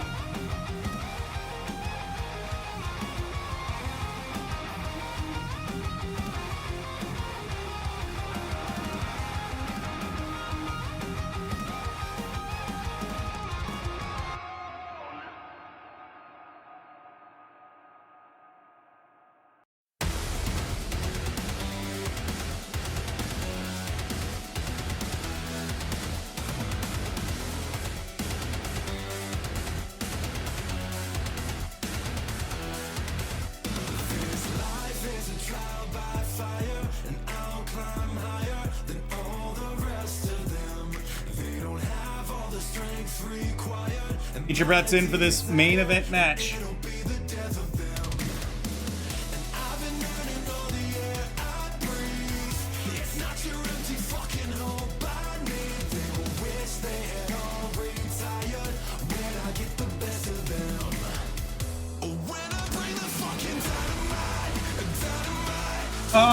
I will be right back, everybody. I am going to take my dinner out of the freezer so I can like have it thawed.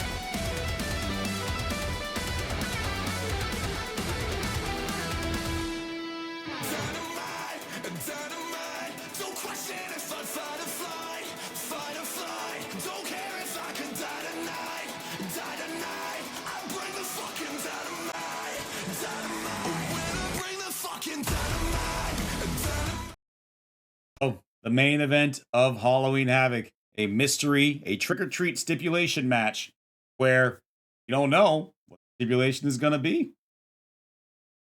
Could be very spicy. So let's see how this one gets. We could have a Hell in a Cell. We could have an Iron Man match. It could be a submission match. It could be a false count anywhere. It could be a parking lot brawl that's for the Undisputed Championship. We don't know. Please don't let it be last man standing. Please.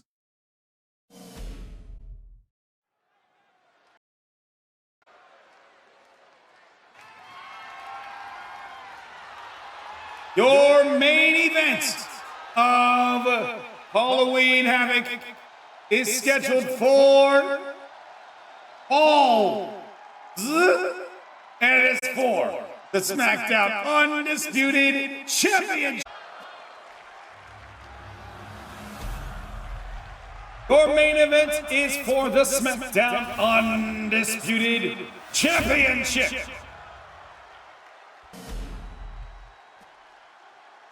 Introducing first, the challenger, represented in our channel by Prince Demo. He is the savior of the cruiserweights, the self-proclaimed last real cruiserweight champion. He is Noam Dar.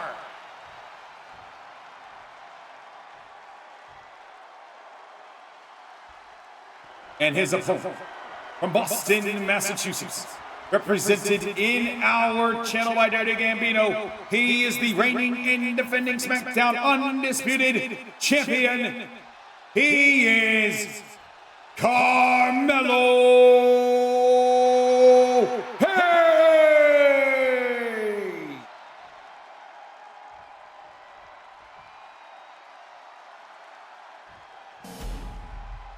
You can see it in the eyes of each individual. Only razor-sharp focus when this much is on the line. So, legitimately speaking, this is your main event match. This is for the SmackDown Undisputed Championship. This is for one fall. When I say mystery stipulation, I mean this. What I was told to do in selecting this match by the general manager is to randomize one-on-one stipulations that we have. This could be literally anything. This could be last man standing. This could be first blood. Oh, if it were, this match would be over. We know that it's not first blood. We know that it's not first blood. That is early blood from Noam Dar cut open with a knee shot, then a springboard crossbody. But this could, well, we know it's not a submission match. We also know that it's not a submission match because if there were submissions, there would be no pinfalls. This is a trick-or-treat match. I have no idea what this is. We know that it's not a ladder. We know that it's not a cage. We know that it's not Hell in a Cell. It's got to be hard for anyone to compete with the speed and agility of Carmelo Hayes. It's not an easy task, but it is possible, Cole. I think your best course of action is taking the fight directly to Melo. You might be able to Irish whip from the champion, sending Noam Dar into the ropes, but Noam Dar able to get its wits about him and then comes back with a flying fist to the face. Oh, that can dislocate something. And Supernova 11, Noam Dar, leading in the first minute of this match. As this match for the Smackdown Undisputed Championship continues on, it's just gonna mean worse and worse things for Noam Dar. That's just energy drain. That's blood. That's blood flowing from your forehead over your eyes. You're not gonna be able to see. The back taking the brunt of it. Carmelo is losing his grasp for this match now. See there, taking the fight directly to Melo, and he's looking overwhelmed. Ooh.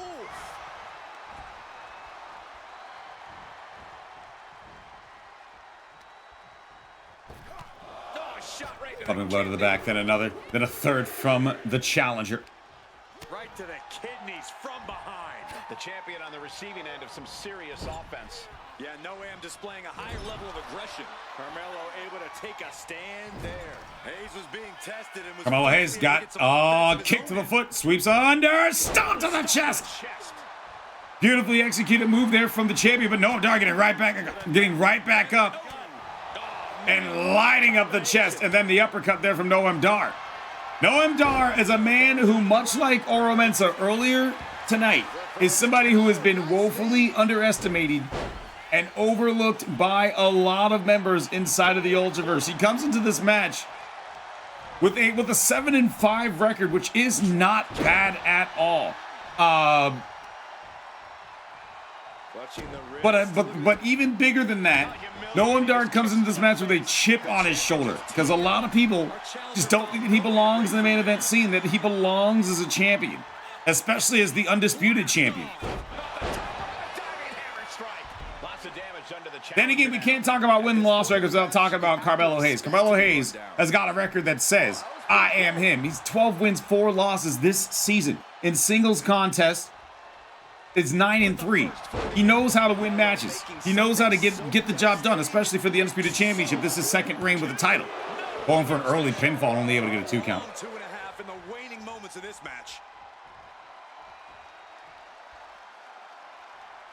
And missed with a shoulder tackle. Oh, Noam Dar. Oh, long way down. Good grief.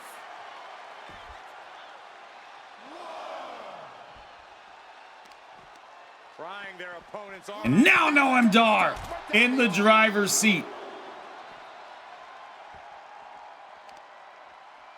Noam Dar's strike hits the mark. His battle is spilled into the ringside area and is drawing dangerously close to our table. And Carmelo introducing Dar intimately into that LED ring post. It's got those sharp edges where the LED panels do intersect.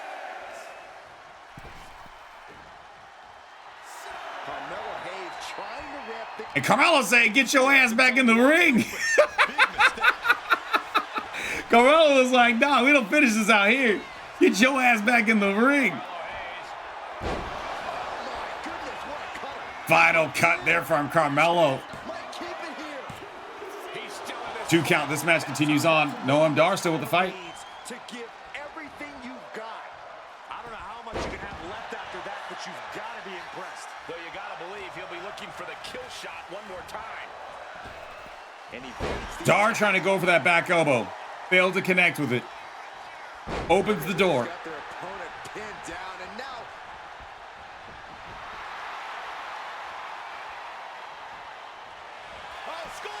Roll up.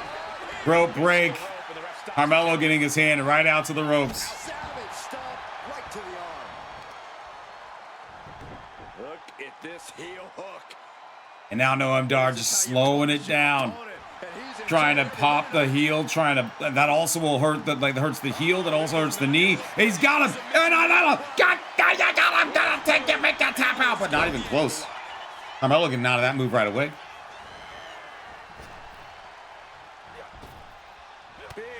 Big punch. Then another. Right to the bloody face of Noam Dar. Then a neck breaker. Heavy hands being thrown by the undisputed champion. Letting him get to a standing base, moments away from having him exactly where he wants. Now Carmelo Hayes was going for something there, but Noam Dar with a beautiful way to get out of it. A beautiful counter, kicks the back of the leg, sending the champion out, and takes him out with a drop kick. It's unbelievable that these athletes are in this match in any capacity, but here we are. He's looking lost out there, looking like an easy target. Noam Dar! Oh man! Did that hit flush? That running elbow! Bullseye! Right between the eyes!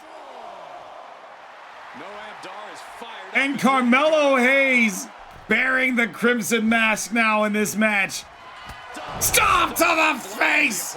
My word! Noam Dar has got to make himself Oh no! I was gonna say he was gonna make himself famous, but it only made himself faint.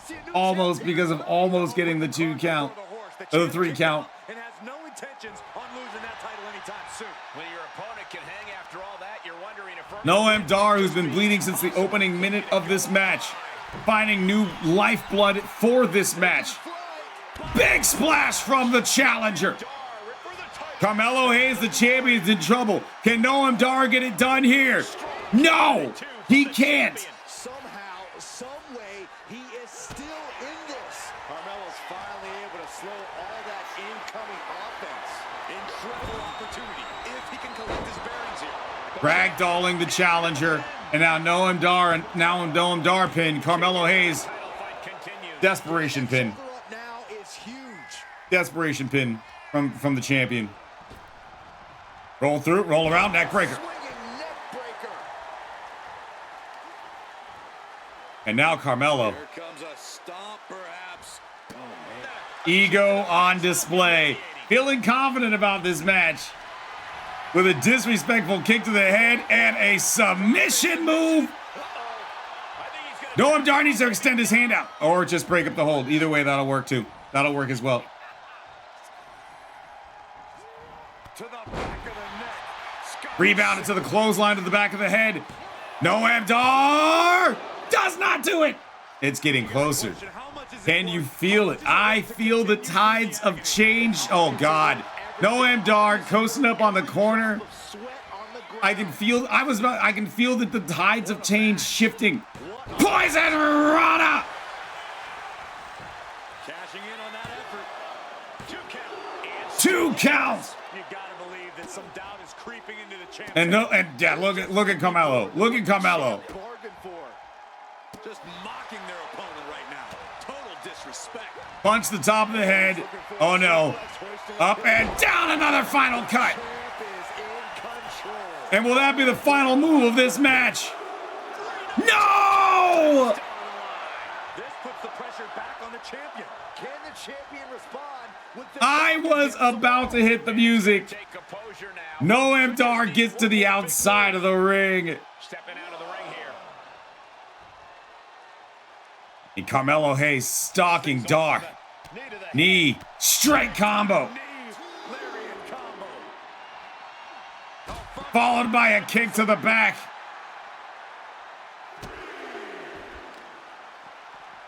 Taking out the arm, great strategy. Just a continuous rush on Noam Dar here. This has become all Carmelo. Referee's count is at 5. Carmelo trying to get this back in the Red Dragon suplex.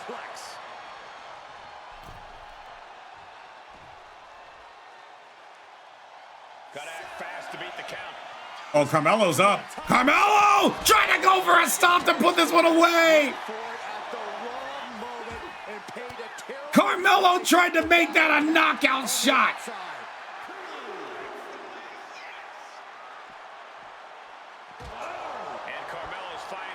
Noam Dar with just mercy trying to save himself, rolling out of the way. Jawbreaker there from the challenger. Suplex delivered by Dar.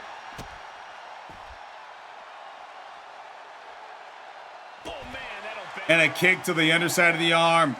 Noam Dar is in the ring. A championship cannot change hands with a count out. Getting close to a count out. 8. Sharp knee to the body. The Carmelo just rolling around. Showing those dodge techniques. Whoa. Oh! Noam Dar, Irish whip reversed by the champion. Carmelo Hayes not able to execute a move. Trying to go for the spinning elbow. Hayes ducked.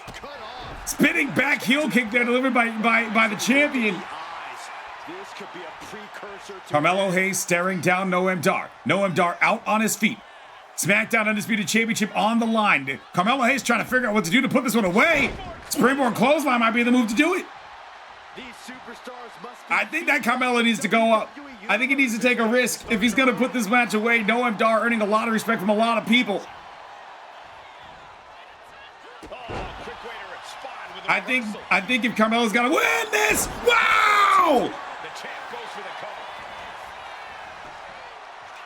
1, 2, no! match is still going on. What's it going to take?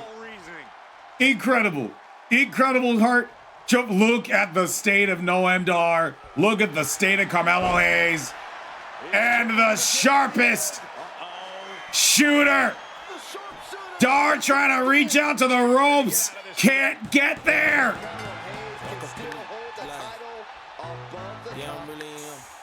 What?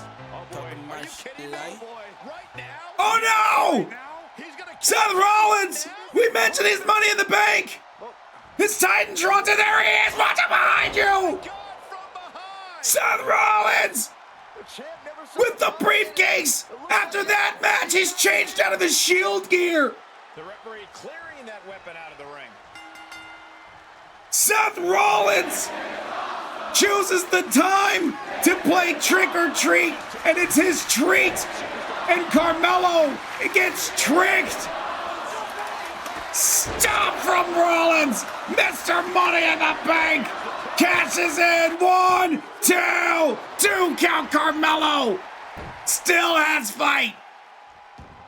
After what he just went through!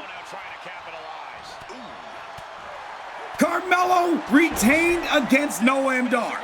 In a hard-fought match, you can still see Carmelo bleeding from that match. And now Seth Rollins saw that and decided to cash in.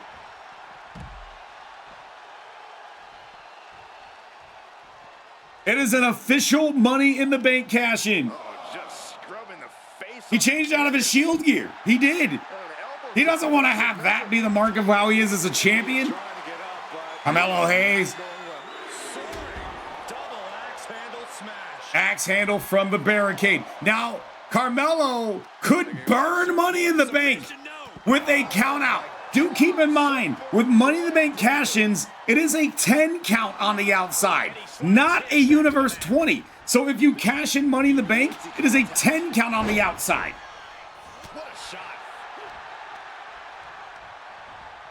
Irish whip from the champion. Just went through a hard-fought match. He's got Rollins up at the top rope, but Rollins able to get out of it.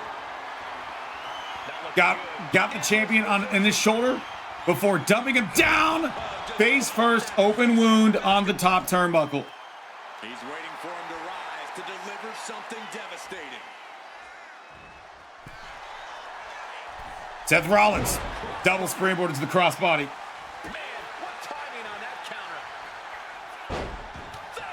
Luthez press, oh hell yeah. Carmelo, Cold, Steve Austin Knees to the face. Pinfall to burn the Money in the Bank briefcase. Carmelo can't do it. After first 48, this could be it. Final cut. Hanging in the rafters. No! He tried to retire the jersey. Carmelo thought that he was done. Seth Rollins still with some life, cashing in Money in the Bank. The sharpest shooter is in. Rollins able to get the ropes. Rollins able to get to the ropes after the sharpest shooter. And now, Carmelo up on top. But you know, when he shoots, he don't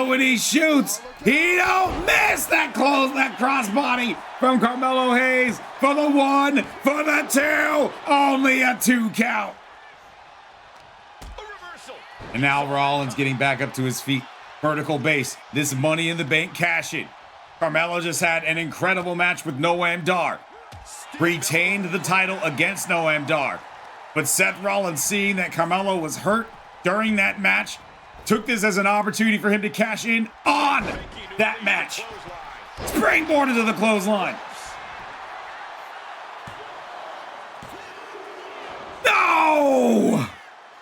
Moonsault. Yes, 2 count Rollins. Only a moonsault. Only a 2 count. Gotta find. Oh, big reversal. May have been a pedigree. May have been a stomp. But Seth Rollins was thinking something major. Seth Rollins, diving blockbuster. Seth Rollins gonna put his ripcord, knee strike. Melo using the ropes to get up to his feet. Can't stand under his own free will. And that's not good for Seth Rollins, for Carmelo Hayes, because Seth Rollins smells blood. He sees weakness. Seth Rollins. Carmelo Hayes is operating on fumes right now. Oh, man, down! Here we go! Something big is about to happen. Sharpest shooter in the ropes. In the ropes. Carmelo Hayes, just one match, just a few minutes ago was already in a match with Noam Dar, cashed in by Seth Rollins.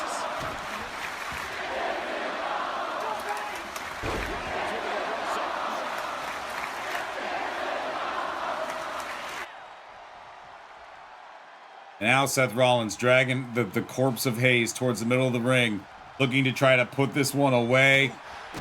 Series of kicks, lightning strikes, spinning clothesline. Melo back up to his feet, sling blade. Uh-oh, uh-oh, uh-oh. Yeah, huh? Yeah, huh? Stop! Stop! Stop! Seth Rollins does not get the 3 counts. But the submission move. Seth Rollins pulling back on the head and neck, driving the knee into the back. Carmelo Hayes, your undisputed champion, still holding on. Kick to the gut from Rollins. And now Carmelo Hayes getting Rollins in the corner. Carmelo Hayes. Kick to the underside of the leg.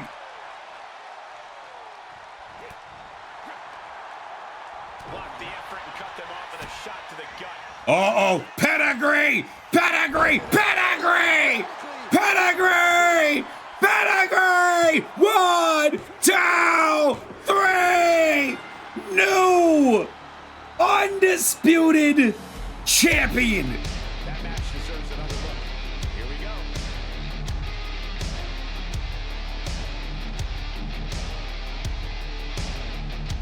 And you see how it started. Carmelo Hayes started off in incredible match against Noam Dar, who brought him to his limit. And then Seth Rollins cashes in Money in the Bank, immediately tries to start this off by stopping Carmelo's lights out. Did not get the job done. Seth Rollins had to actually work for this, and boy did he work for this. And by the way,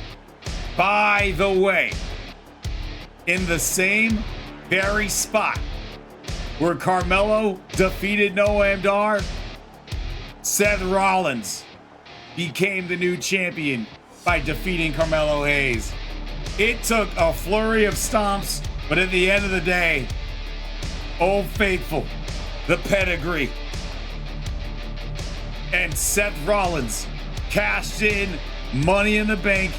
Here it is, the match, the move that won Seth Rollins his newest championship. The pedigree, the pinfall, and then the 3 count. And with that being said, here is your winner, and new Undisputed Champion, Seth Rollins. That does it here for Halloween Havoc. Thank you all for joining us. Seth Rollins is your new champion, and you know what that means. It's time to swing, and we will see you in the next one.